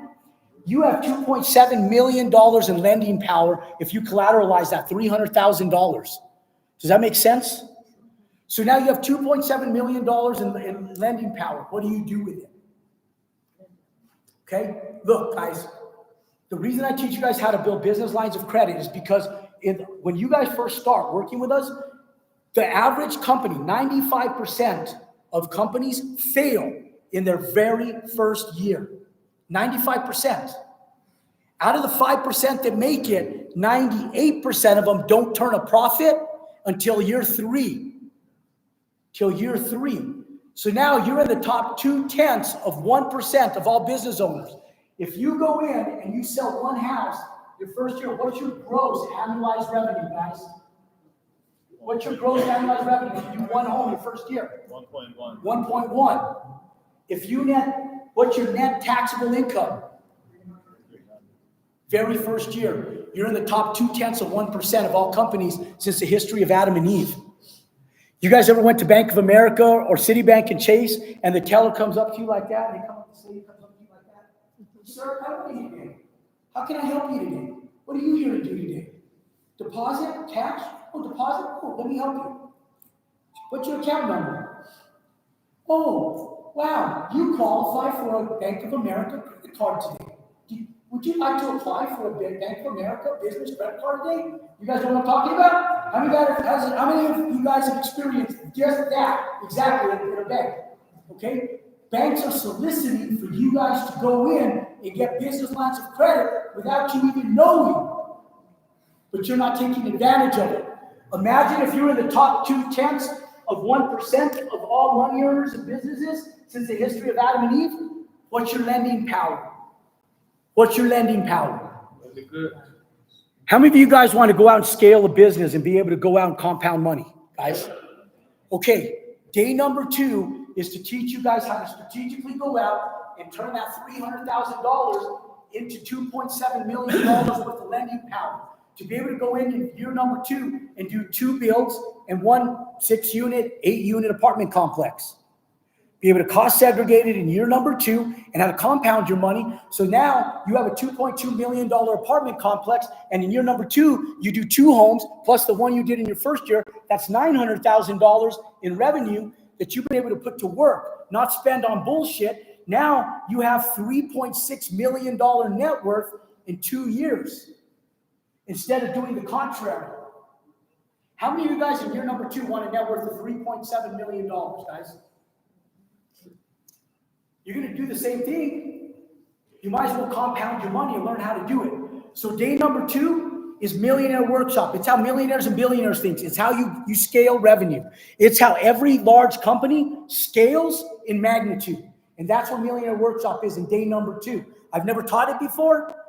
It's going to be the first time in Nashville that we've ever done a Millionaire Workshop. And I'm going to show you, and the reason why is because our community's got so big now, it ain't making money isn't our community's problem anymore. The biggest problem in our community now is how they protect themselves from the IRS. Make sense? And so day number 2 is just that. It's to teach you guys how to go in and how to protect yourselves from the IRS. Now, how many of you guys would love nothing more than to get started sooner than later and not wait all the way until May 3rd and 4th? Okay? Because May 3rd and 4th is 60 days from now. Okay? And you know what's going to happen between now and then? Life is going to happen between now and then. And you're going to go back out and you're going to land up with all the challenges that life offers you guys. Okay? And so here's the thing, guys. If you guys come in and you guys register for our Build Wealth Workshop, Stephen, I need to remind me that we got to schedule a call for all our Build Wealth Workshop people next week. We got to remind Esther for that. So we'll do a couple free training calls for everybody that registers for the Build Wealth Workshop between now and then, just to make sure that we help you guys get prepared for the workshop. Now, for those of you guys that really are action takers, what we'll end up doing, and I think both you guys did this when we came into Phoenix back in like September, October, huh? Or like, October. yeah, in October, right? And just said, yeah, let's go. And so for those people that are action takers, guys, to be a part of our community, it's an interview process, okay? It's an interview process because we only take people that we know we can help succeed, truth be told. Some people, I believe that everybody in here has the ability to do it, but some people just aren't there mentally right now, okay? And so like I tell my son and my daughter, 80% of becoming a successful athlete, like the winners out here tomorrow and on Sunday, are going to be the ones that can hold it together up here first, okay? And I tell my kids this all the time. My son's crushing it in sports, but I hear what comes out of his mouth, and it's a lot of negative stuff about himself. It's all his own personal self-doubts that comes out of his mouth. I said, Jacob, damn it, you can't talk like that. There's a gentleman, his name's Tyson Duffy. He's a world national cowboy, roadie or roper with a PBR, and we became friends. He was up in Dallas with us back in last June. He's going to be speaking on Sunday about his journey. He's the only speaker I'm bringing in. He's going to be speaking on Sunday. Jay Novacek. You guys know who Jay Novacek is? The football player for the Dallas Cowboys. He played during the Emmitt Smith and Aikman era when back in the early 90s. Jay Novacek helped him with his mental state, guys. And he goes, I was a second, third, and fourth place Cowboy for over 5 years. He goes, then Jay Novacek got a hold of me, and I went and spent 2 weeks with Jay Novacek at his ranch out in Dallas. And he goes, after spending 2 weeks with Jay Novacek, he goes, and I worked on my mental state for 2 weeks with Jay Novacek, and we became friends. He goes, 4 consecutive years, world final champion, Cowboy. 4 years, guys. You know who's working with my son right now? Yeah. Jay Novacek is working with my son right now. And so I'll tell you guys, because he needs it. And like I told Jay, I said, Jay, he's talented. He's a 2-time national ranked gymnast. He's first team all state, first team all metro, first team all district, 6A state champions. And I said, but he's not there mentally. He'll fail himself in college if I don't get him right mentally. And you guys have kids, yeah? You guys have kids? They don't listen to a damn fucking thing you say. Damn thing. Right? Dad don't know shit. And neither does mom. And so guess what, guys? You got to put your kids in front of the right people. But how do you put your kids in front of the right people if you yourself aren't in front of the right people? Does that make sense? Yeah. So one of the biggest things, guys, is you got to have proximity to the right people. And I tell this story because you guys have to all make a decision. Any person who comes into our community, 1,800 people strong, it's a $10,000 financial commitment out of you guys. It's an investment in you. I want it to hurt a little bit because I know if it hurts a little bit, I have your attention. And I'll tell you guys, when you guys come in, you guys work with us on the days of our events, it's $8,000 one time and that's it. When you're a part of our community, you're part of my community forever. There's no annual fees, there's no renewals, there's no nothing. You're part of my community forever. Everybody wants a monetary return on investment. They're like, oh, well, where do I get my money back? Fuck, you'll get your money back on a fucking window package. I'll teach you guys because every single one of you guys will build a 2,500 square foot house and get a $20,000 bid on your window package. And on one window package, guys, I'll bring that thing down to about $10,000, $11,000. There's your monetary return on investment is your window package. Let me tell you guys where your real return on investment is. I only had one job my entire life, and it was for Smith's Grocery Store. Back in 1988, I got hired at Smith's Grocery Store when I was 15 years old. Minimum wage was $3.65 an hour at that time. $3.65, guys. I ran baskets and carts into that store. In 1989, I became a cashier for that grocery store at the age of 16. I lied about my age, told them I was 16. I was only 15 because I'd already been selling newspapers and mowing lawns and doing other stuff. By the time I was 17 years old, in 1991, I became a key carrier. I was a night manager. And we were running about $20,000 per till out of that store. And at the end of the night, 10 tills came to Jerome Maldonado, and that was $200,000 worth of revenue back in 1991, guys. And I was responsible for that. I had to know the systems and processes of that entire grocery store. If any till was over or under by $2.50, you get written up. You get written up 3 times, you get fired. I ran Subway stores and these guys were losing $100 every fucking day. I was like, but let me tell you guys something. From running those grocery stores, it was the only job I ever had. In 1993, I quit that job because I was afraid to get stuck there. I was making $13 an hour on my regular pay, our overtime pay and everything. We were making like $17, $18 an hour on shift differentials, working at the grocery store and on Sundays. And at that time, that was extremely good income. And I'll tell you guys that people were graduating from college, they were staying there. I quit on purpose because I knew if I stayed there, I might get stuck there, and I was afraid. And I was in pharmacy school at the time. And so when I went to pharmacy school, I took those systems and processes, guys, and I opened up coffee shops. And those coffee shops, every single one of them was successful. I sold off the portfolio of just 4 small coffee shops back in like 2003 to a ladies that owned Blimpies. I don't even know if Blimpies is around anymore. The little, it used to be like Subway. And then I opened up those coffee and juice bars. We opened up restaurants and bars. We opened up dance schools. We opened up beauty salons in 2008. What I learned from 1988 to 1993, guys, I took that information and I still utilize what I learned in those days today at $3.65, $3.85, $4.25 an hour. And I utilize it today. The education I learned in those days has paid in dividends for the last 30 plus years of my professional career. Does that make sense? The $8,000 commitment that you will give to yourself as a gift will pay you back in dividends forever. You do one of these. How many of you guys plan on doing this one time and then stopping? Anybody? How many of you guys plan on doing one of these and then doing multiples of these? Raise your hand. Okay. That's what you call dividends, guys. One-time investment to have a dividend that repays returns for the rest of your life. Does that make sense? I was excited to get a $100 paycheck at the end of a full working week of 40 hours worth of working, guys, back in the 1980s. Today, guys, you guys have an opportunity to invest in yourselves. I don't know who has the ability to make it work or who doesn't. All I know is that every single person in here physically has the ability to, but the rest of it sits up here. The vast majority of you guys that will fail will be because you guys aren't around the right people. You guys will go out and talk to your friends and family, and most of the time the people you love, and they'll kill your dreams. But guys, we're not putting spaceships on the moon. We're not trying to put housing and living on Mars like Elon Musk. It's houses, guys. It's houses. You guys get it? From here until the day that you and I all leave this earth, there's going to be houses being built. We're not trying to teach you guys how to sell a pet rock. We're not trying to teach you guys how to sell NFTs. It's houses, guys. Just look around. It's around you every single day. You guys get it? How many of you guys would love the fortunate opportunity to be able to apply to be a part of our community and start with us today? Those people who start in our community today will also help you guys get out to Nashville. How many of you guys want that opportunity? Raise your hand. Okay. If you have your hand up right now, go ahead and stand up. You guys see Steven in the back right here? Steven is not a sales guy, guys. Look at Steven back there. He was a white-collar investigator working a professional white-collar job for the vast majority of his professional career.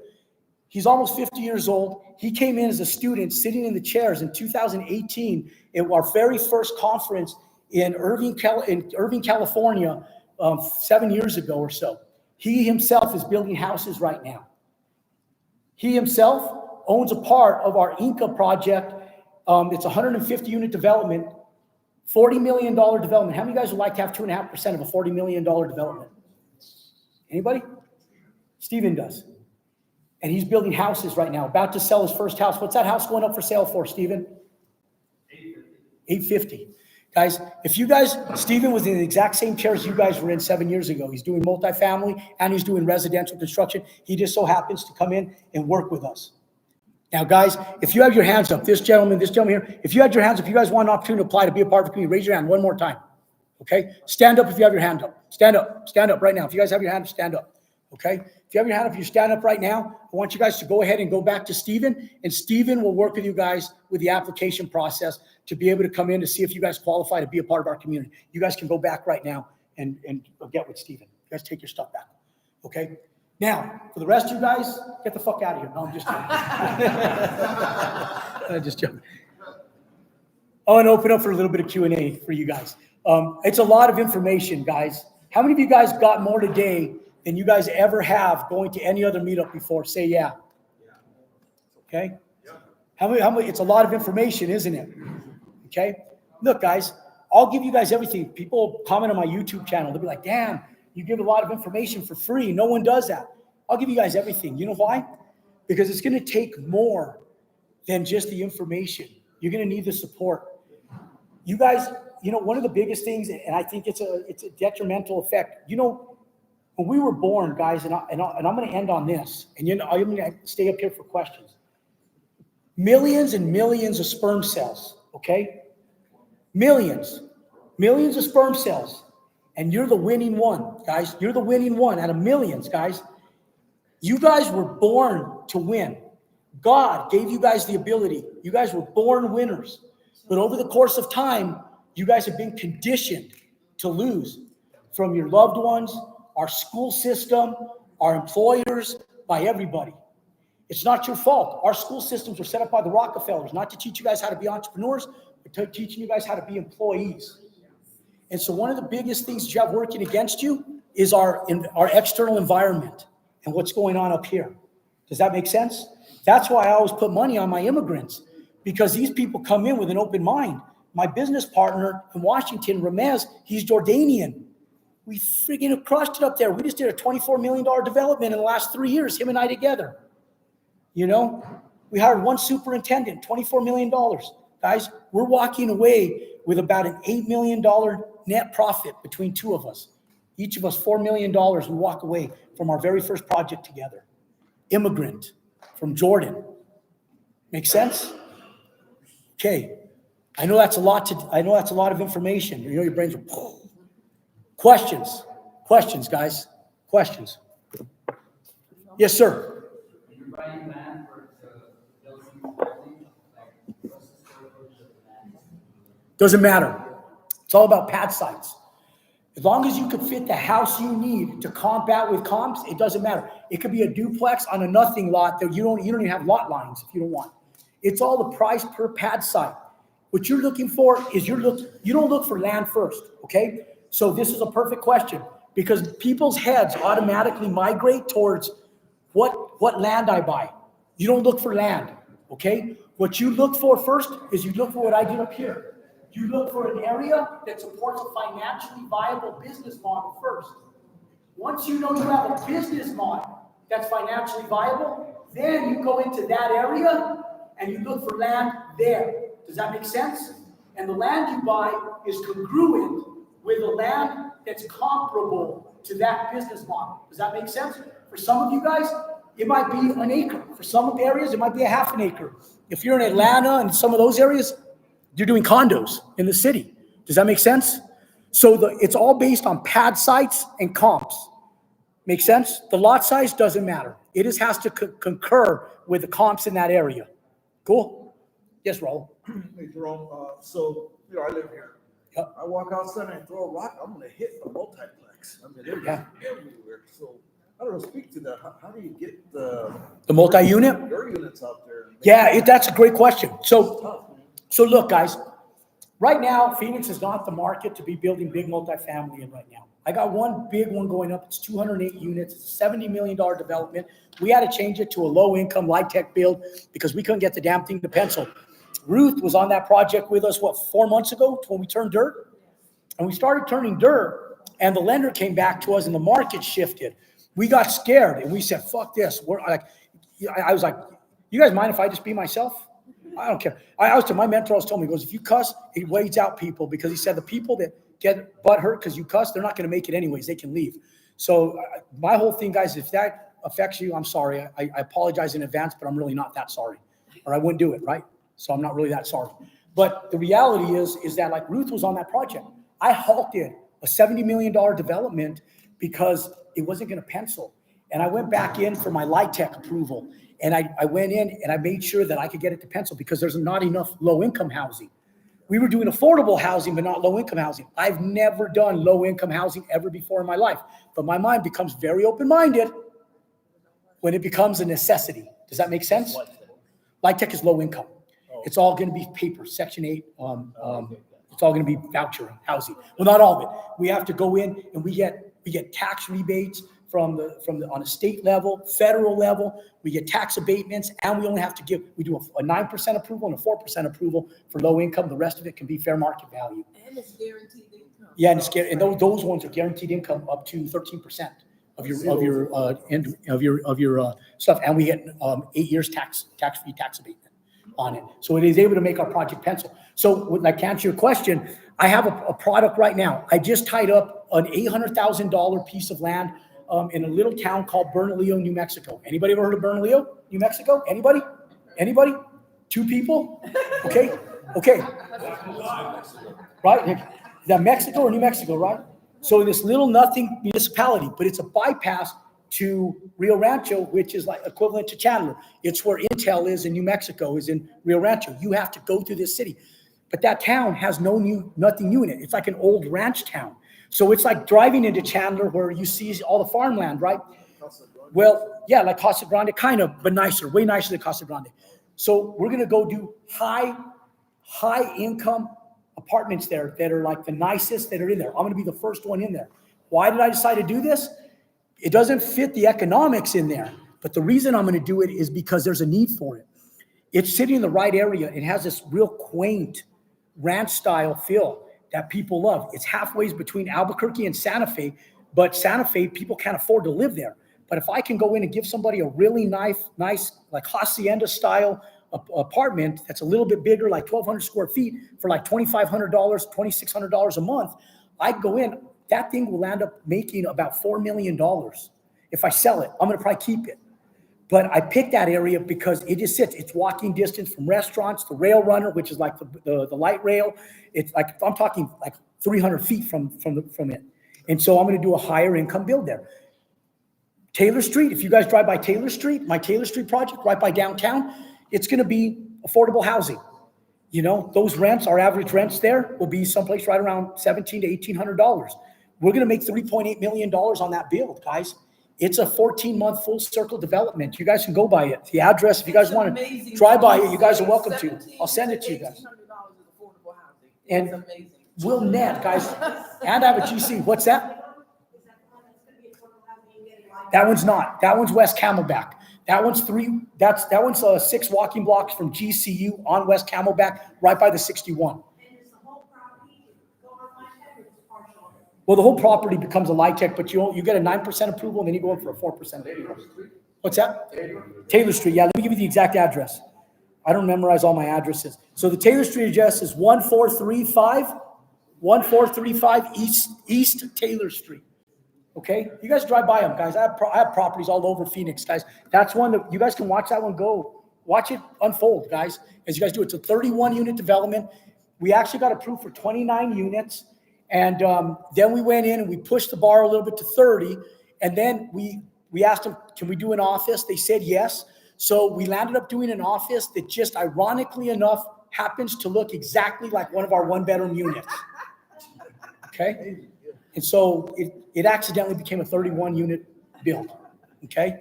And so you guys can watch that one go up. Okay. It's a cool little build. What's that?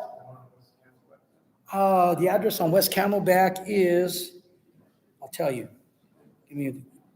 Camelback is easy to find. You just take the 61 or the 17 and just go west. So your acquisition on Taylor is 1.15 million?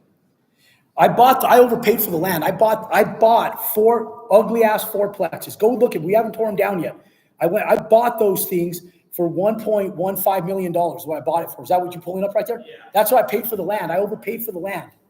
That's what I overpaid for the land. The build is a $3.5 million build for 31 units. And the value of that entire property will be worth over $8 million when it's all said and done. So is it already zoned for that many?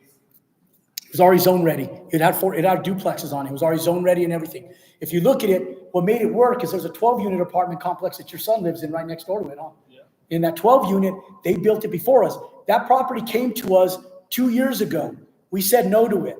Then that 12-unit got built and developed. We looked at the comps. It came full circle to us, and then we landed up paying an extra $200,000 for it, because at the time it was for sale for $900 some thousand. We landed up paying an extra $200 some thousand for it, and we took it down, and we overpaid for it. Okay, so West Camelback. So what's your build time on that? Build time is going to be about 10 months. We have it penciled in a 12-month build.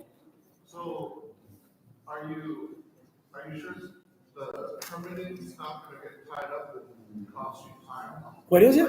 How do you get confident that the permitting in the city? Oh, we're done. We're permit ready. We're done. We're permit ready already. Yeah. No. We did it. We permitted it. We tied it up. We tied up the property with a delayed close. It took us 4 months to get all the architecture and engineering done. Then we went in with plan submittals like back in December. And then we got back first revisions now in February. We just submitted our second revisions, and we're expecting permits here in the next 2-3 weeks.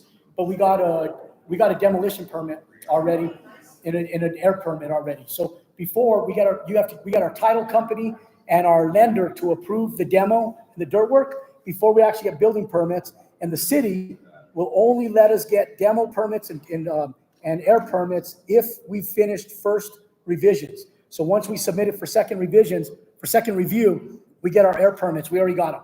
So we're tearing it down. We're going to do all our horizontal construction and our underground. And by that time, we'll have our permits back and we'll already be going vertical. Make sense? Everything is timed, guys. How we do everything is very strategic, very timed. Yeah, 60 days, 60-day plan review for first review. Then however fast it takes you to get revisions back, 30 days on second review, and they're almost right on point with that. Our Camelback project, we literally did everything in 3 months for plan review. 208 units, $70 million development, 3 months from the city of Phoenix. Very efficient. The Alhambra, they have them by villages. The Alhambra village, which is where West Camelback is at, they worked with us and they embraced the project. They helped us with it. West Camel, our Taylor Street project, same thing. You know, and so it actually goes pretty good. They're really efficient. Yes, ma'am. So on the areas that you have for construction, you have a lot of the east side. What do you think about dirt land availability and affordability in West Phoenix, particularly in the Buckeye? Yeah, Buckeye's good. There's pockets, right? What's good about Phoenix, like that's why like Casa Grande is growing, because you can't get a house for under a nice home for under $800,000 or $1 million in Phoenix anymore. You know, like shit, we were buying homes in Bethany Homes, guys. We were buying those homes for at one point in time, and we were flipping them during the 2008 recession. We were buying homes off of Bethany Homes for like $185,000, and we were selling those homes for like $500,000. And we were making $100,000+ on those things. Now you can't touch those homes in Bethany Homes for under $800,000, and that's shit. That's garbage. Over off like Bethany Homes in those areas, you know. So you have to get out of Phoenix now in order to do it. So that's why like Casa Grande and these areas are starting to blow up. So yeah, there's opportunity in Chandler. There's a lot of opportunity in Chandler, guys. I spent a lot of time down in Chandler looking at land for self-storage and for apartments and other stuff. The land got pretty expensive down there, but there's still a lot of opportunity. You just have to stay consistent looking at that stuff. And there's a lot of farmland. So the land like down in Chandler, you got to subdivide it. So the only problem when you go down to like Chandler in those areas, there's not a lot of single family pad sites. You got to go in and you got to subdivide it. But yeah, you could go north a little bit, you know, on the other side of the 101. Everything's growing on the other side of the 101 now too. And you can find single family pad sites on the other side of the 101 as you guys leave the south end of town as well, you know. Mesa has always been a little bit, you know, Mesa's growing by the airport and stuff, down by the sports center, all those warehouses, that whole area down there is all booming, guys. But that's still east. What she's asking you about is west. We're talking about Litchfield Park in here, but I mentioned. Yeah, so west, like if you're going to, Phoenix is growing west. So like if you're going like Avondale, Ahwatukee, if you go into Tolleson, those areas, the only problem with west is there's less affluency. So as you go west, you got to be a little bit more careful because that's where a lot of the homeless, drugs, and that stuff, that's just the reality of the west end as you go west. That area is just a little bit more rough. Correction on that. We're talking about Dorado, Goodyear. Those are $1 million. I don't know if you are aware of D&B Associates. That was the developmental agency that brought us DC Ranch in North Scottsdale. And they also built Silverleaf. That same association of builders also built Dorado, which Dorado's is right good. off of the Yeah. I-10 corridor. And those are definitely $1 million homes. Oh, yeah. Those are great contingency. But when I say, I caution you, when you go in there, I'm not talking about the whole area. So if you listen to me, I say yes, but be careful. I just wanted to get your feedback. Yeah, because those areas, look guys, there is not a bad area in the Phoenix metro area. Yeah, There's not a bad area. I didn't mean to speak to something that you weren't familiar to, but I'm born in Arizona. I know all of these areas, right? Yeah, then why are you asking me? When you go down there, if you know better than I do, you go down there. I'm not putting money down there. I got 2 apartment buildings in Tolleson. So I know the area because I know what we deal with down there. So I'm biasly talking about that stuff. And then I go into like a Manheim and stuff because I got my dealer's license and I go into that area. It's all farm area. Those areas I wouldn't build in those areas personally. So when I tell you guys, when you're going west, I'm looking at it like right off of the I-10 and some of those areas. Like I wouldn't build in those right there. But now if you go into some of these other areas where you go off the freeway a little bit and you go dig down, there's great areas. Like you go down, historically the 17 was bad, but now you go on the 17 and all that stuff's improving. All the redevelopment efforts are going west, but it's taking time. So there's a lot of mix. It's kind of like Van Buren used to be, where Van Buren and everything else, that's where all the prostitution, that's where all of that's, and you say, well, hold on, there's developments and stuff. Yes, there is. But historically, when I was down developing those areas, that's where all the prostitution, the strip joints and drugs and everything else were, but that stuff has also improved since then. Now you go in right over the bridge, you go into Tempe, you got all those skyscrapers that are going in right against the river now. That shit wasn't there back in 2008. Okay. So there's mix. You got to be careful with that stuff as you go west because they're still old mixing with you. Just like my West Camelback project. They're right there off the 61. Shit, we've had more problems with homeless people, but GCU just dropped $1.2 billion into new development with GCU 6 blocks up. He's a GCU. Yeah. So there's a massive redevelopment effort going there. It's going to take a little bit of time, but there's mixed development in there. Well, I invite you to go out to the west side. I'd love to. Look at areas. I'd love to. You friends with Ruth? Yeah, we'll go out there. Because what I tell people is, look, guys, you can go into areas, and for the entire first 15 years that I built in a 1 mile radius. Right. And I made millions of dollars staying in a 1 mile radius, one area, millions of dollars. Where I have students building, where Stevens building is in the same area that I started building in 1998. He's paying the same price for the lots that I paid for in 1998. He's still paying the same price for those lots today. Those houses back then were selling for $395,000. Now they're selling for $800,000. That's right. Does that make sense? Okay. And so now in 2009, I moved to a mountain area called Placitas, right by where I live. And it's the only area I build. I only build about 4 homes a year up there, but I developed subdivisions that were 60-acre developments, 40-acre developments, post-recession, and I haven't built anywhere else. And here in Arizona for houses, I built in Cave Creek. Right. It's the only area, and I just stayed there. So what I tell you guys is you could find your own area on the west end. You could find it on the east end, the north end, wherever you want, and you could stay there in your entire career, not even leave that area and get wealthy. Does that make sense? When I built my house back in 1999, I bought the road, and I built that little road. It was one little road to the cul-de-sac. I lived there for 18 years. I sold those. I still own the front commercial lot. Nothing's on that commercial lot even today. And I own one residential lot on that same one. Now, when I had to get a building, I drove my area. I landed buying my very first building less than a quarter mile away from my house on Route 66 on 4th Street in Albuquerque, in what's called the Village of Los Ranchos.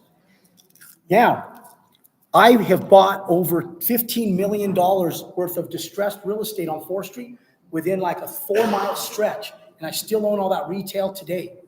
And I made millions of dollars. I was the first one back in 2000 to start renovating there. And I didn't buy any other commercial real estate anywhere else until about 2004. God bless you, bro. We're part of the family. Okay. I look forward to working with you. It's good to see you guys. I want to see your cameras on, okay, and calls. Absolutely. All right? The most successful students, the reason I know these guys is every week their cameras are on. There's students that are in here. I don't know them because their cameras are black and then it says iPhone user. Put your name on your Zoom call and I'll see you guys on Thursday next week. God bless you guys. Okay? We were talking about Chandler. You said there's still a lot of empty lots in Chandler? Oh my God, there's a bunch of farmland in Chandler still. There's still so much. That's what I'm saying. Chandler's hard because you got to subdivide land because there's a lot of farmland in Chandler. There's not a lot of like just single lots. That's why people aren't building as much down in Chandler because it's larger parcels that you got to buy and then subdivide. How far is it to rezone and all that process? Isn't that like months? Yeah, that stuff takes more months. So like that kind of stuff, guys, I have all those courses as part of our program. You guys get like 168 hours worth of online content. And I have a different education stuff that's called Dirt to Dollars, how you turn dirt into money, right? Like how you subdivide land. That's all part of our community. Like you get all that stuff in there. But it's tools, right? Like the way I explain it is you got a tool bag. But when you go out and you're a mechanic, sometimes you need a crescent wrench, but sometimes you need a socket set. Sometimes you need a Phillips, sometimes you need a flathead screwdriver. You need the different tools because at different times, what I always tell people is those tools have made us money historically. So there have been times where we're in between builds and I have these lots that I subdivided and have revenue that comes in from the lots that I subdivided. Like right now, a gravel pit just closed down by me. I'm done doing land development. I don't want to do it anymore. I've done it my whole career. But one of the company that was leasing the gravel pit, they also are in real estate. They just happen to be a concrete company that's one of our suppliers that sells us concrete and a gravel company. They have over 100 acres that the gravel pit is done and they need a developer. And so they came to me and they said, Jerome, we'll fund it. We just need a development partner that can help us with it. Because I have the 2 sections of developments. It was a 60 acre, another 40 acre, and then another 80 acres on the backside of it that I did in the last 15 years. And we're sold out of our developments. And I said, I don't want to have anything to do with it. I'm not interested. And they go, you don't have to fund anything. We'll fund it all. We just need a development partner. We don't know how to do it. Will you help us take us through the process? So they're giving me 35% of the entire development just to get them through the process because I know how to get it done. Now, when we go in and we do that, though, it's just side revenue. That'll take us 2 years, but it's 100 acres. Does that make sense? Yeah. But as that thing starts selling off over the next, I'm 51 this year. So my whole thing is like, I may not see that money till I'm 54, 55 years old. But that thing will feed me all the way through my 50s and into my 60s. Does that make sense? As those lots sell off, I'll be getting 50 grand, 100 grand, 80 grand, whatever those lots are selling for, and profitability from those things as they sell off. And it's just a side project. You see, so it's just a tool that I have out there and I'm able to leverage it. I'll tell you guys, I'm doing another multifamily apartment complex. These guys were going to sell it because they couldn't get it out of the ground. Underwriting, guys, is the best thing you guys can do. This development, it's called the Cabo Zone Project. It's 165 units of apartments. I'm doing my 150 unit down the road. And this gentleman, his name's Emil, nice guy. He owned dentist offices, but he got real ambitious and said he thought he was going to develop multifamily. And he's a worker. He just couldn't get it done. It's been shelved for 2 years, and he's bummed. And he goes, Jerome, I just want to take this out of the ground. He goes, what would it take? And I said, bro, I don't have time for it. And I passed on it. And he goes, I'll give you 25% of it just to help me get it out of the ground. These are projects I have zero money into, guys, that just because of what I know, I get to go into them for free. If you guys get really good, I tell young people, they ask me, they go, what should I focus my time on? I said, learn underwriting. Learn the business, because if you learn the business, people don't understand the business. They don't understand the banking. They don't understand the lending. If you get good at the lending, if you get good at the banking, if you get good at the finances, and you get to understand how the house works, deals will fall into your lap without any money out of your pocket because other people just can't get them done. They don't understand it. Does that make sense? So we utilize it like a tool in a toolbox, guys. Different season for different tools. Does that make sense? And so the land comes in handy at different points in time. and you have money on it, Yes, sir. I have a construction background, but I have land, I have approved plan for a duplex. I'm not a GC though. I want to get lending or financing. Will they get into, They will. They will. You plan on living in the duplex? You plan on living in the duplex? You get FHA lending, you plan on living in the duplex? Yeah, 3% down. 3%. Sometimes life circumstances happen once you're done building it that you just can't live in it. I mean, life circumstances happen. Okay, so you can. Otherwise, you do have to hire a GC. Okay, you'll make money on it here in town, even if you have to hire a GC. There's so much money here in Phoenix right now, guys. It's not 2008, 2009, 2010 no more. I was finding employees over on Thomas and 36th Street at the Home Depot in the parking lot at a time when we would get charged $2,500 per occurrence if you leased and rented to an illegal immigrant. Every single employee I had was from the parking lot at Home Depot on 36th and Thomas. 100% of them were illegal immigrants. 100% of my tenants were illegal immigrants because that's a bullshit law. And I said, and I never got fined $2,500. And I don't care. I didn't care if I got caught anyways because that was a bullshit law. 100% of my tenants were illegal immigrants, and they would come to me and they say, "Hey, do you have another apartment for my cousin? Do you have another one?" And I say, "Yeah, I'll buy another one." And that's why I kept buying houses. Does that make sense? So, anyways, but yeah, you can get a GC. There's a lot of them up there. You'll make money on them. You'll make money on them. Yes, sir. How do you finance Taylor? How do I what? Taylor finance? Northwestern here in Northwestern Bank here in Scottsdale. Give the financing for on a construction loan. How does it work? I know when you build a house, at least it used to be, you borrow like 80% of the bill. Yeah, they're giving us 69% loan to cost. They're giving us 69% loan to cost.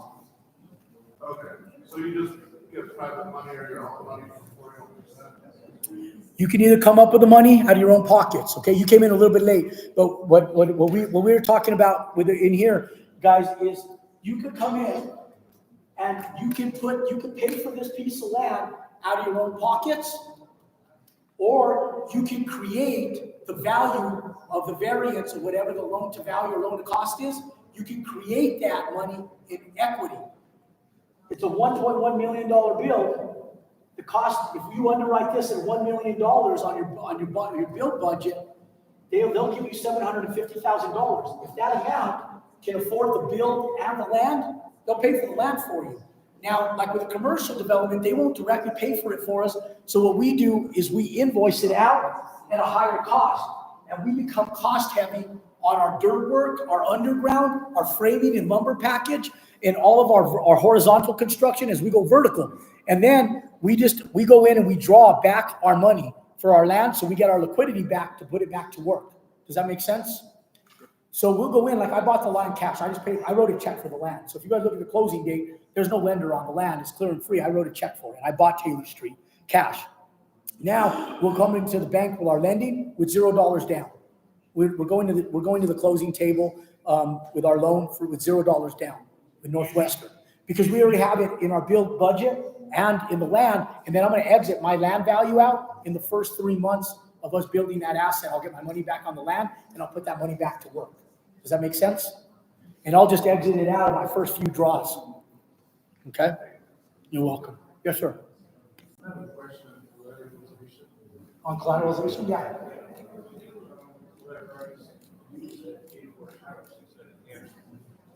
Do I do what? Yes, you can. That's how I got started. He asked for the collateralization, can you use a house that's already paid for as collateralization to get started? And the answer is yes. You can do a HELOC. You can do a home equity line of credit on it. That's how I got started. I had an owner financing on my house because my credit was trashed when I got started, because I was part of a multi-level marketing company and we got shut down in 1997. So I had like a 460 credit score. And so I bought a house on a real estate contract, and then it was under construction, unfinished. I finished it with cash. Then I went to the bank, and because my credit was so trashed, they only gave me X amount of dollars for it because they wanted to make sure, because my credit was so bad that I was gonna pay them back. So I pulled out like 100 grand on the house that was worth at that time about 350 grand.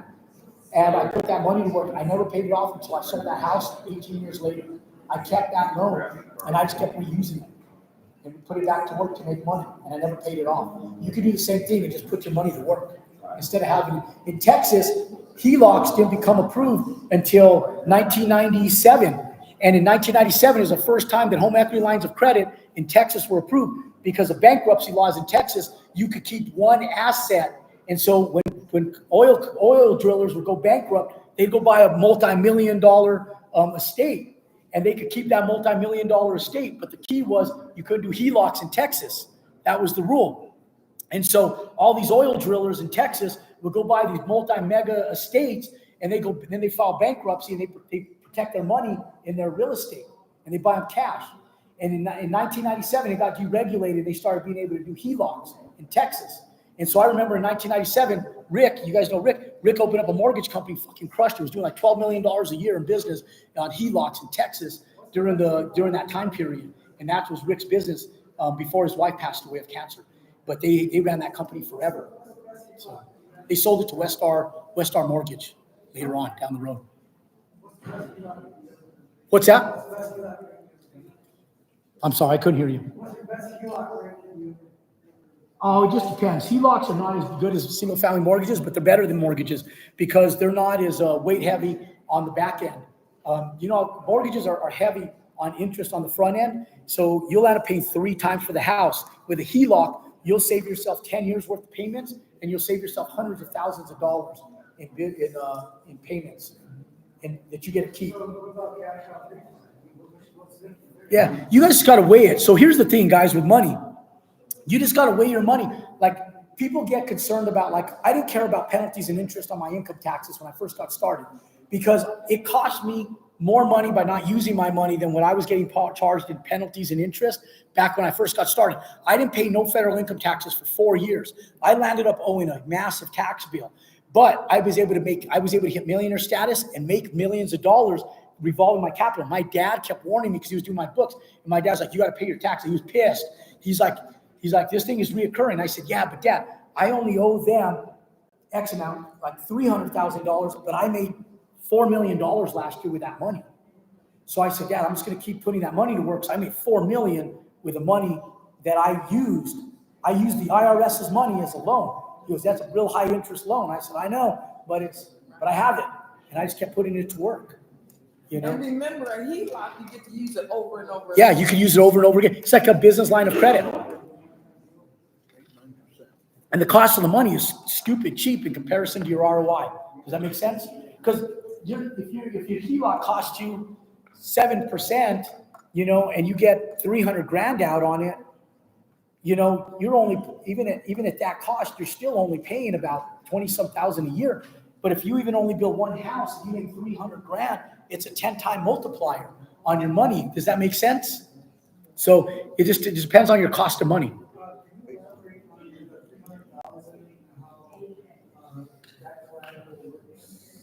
Yeah, you just go, every bank's going to be different on how you collateralize and how much they're willing to give you. So you go in and you interview banks at that time and you ask them for business lines of credit and how much they'll give you for your money in deposits. They want that $300,000 in deposits from you. And now they may do it in a secured account where you can't touch it if they give you X amount of dollars. We kind of use our stocks in the same way, where, like, I always keep between $5 and $6 million in my stock accounts with Fidelity. And the reason why is because I can borrow on that money at about 5.5%, even in this current market. I was borrowing against that money at about 4%, 3.5% when interest rates were better. But I've historically have made about 12% on my stocks annually with my dividends and the upscale of my stocks. And all I do is buy big blue stock stocks like Intel, GMC, Ford, Walmart, Verizon, and that type of stuff. Yeah, God bless you. Okay. So you just have to interview the banks. Ladies and gentlemen, you guys feel free to come up, ask questions, hang out. God bless you guys. Thank you guys for joining me today. You guys come up, I'll hang out for a little bit. Thank you guys on YouTube. God bless you guys, man. Glad you guys were able to join us as well. I'm gonna get a pic with you, bro. Yeah, You charge for pics. only if you want to pay me. Okay. If I don't break your camera. I appreciate the study. Yes, yeah.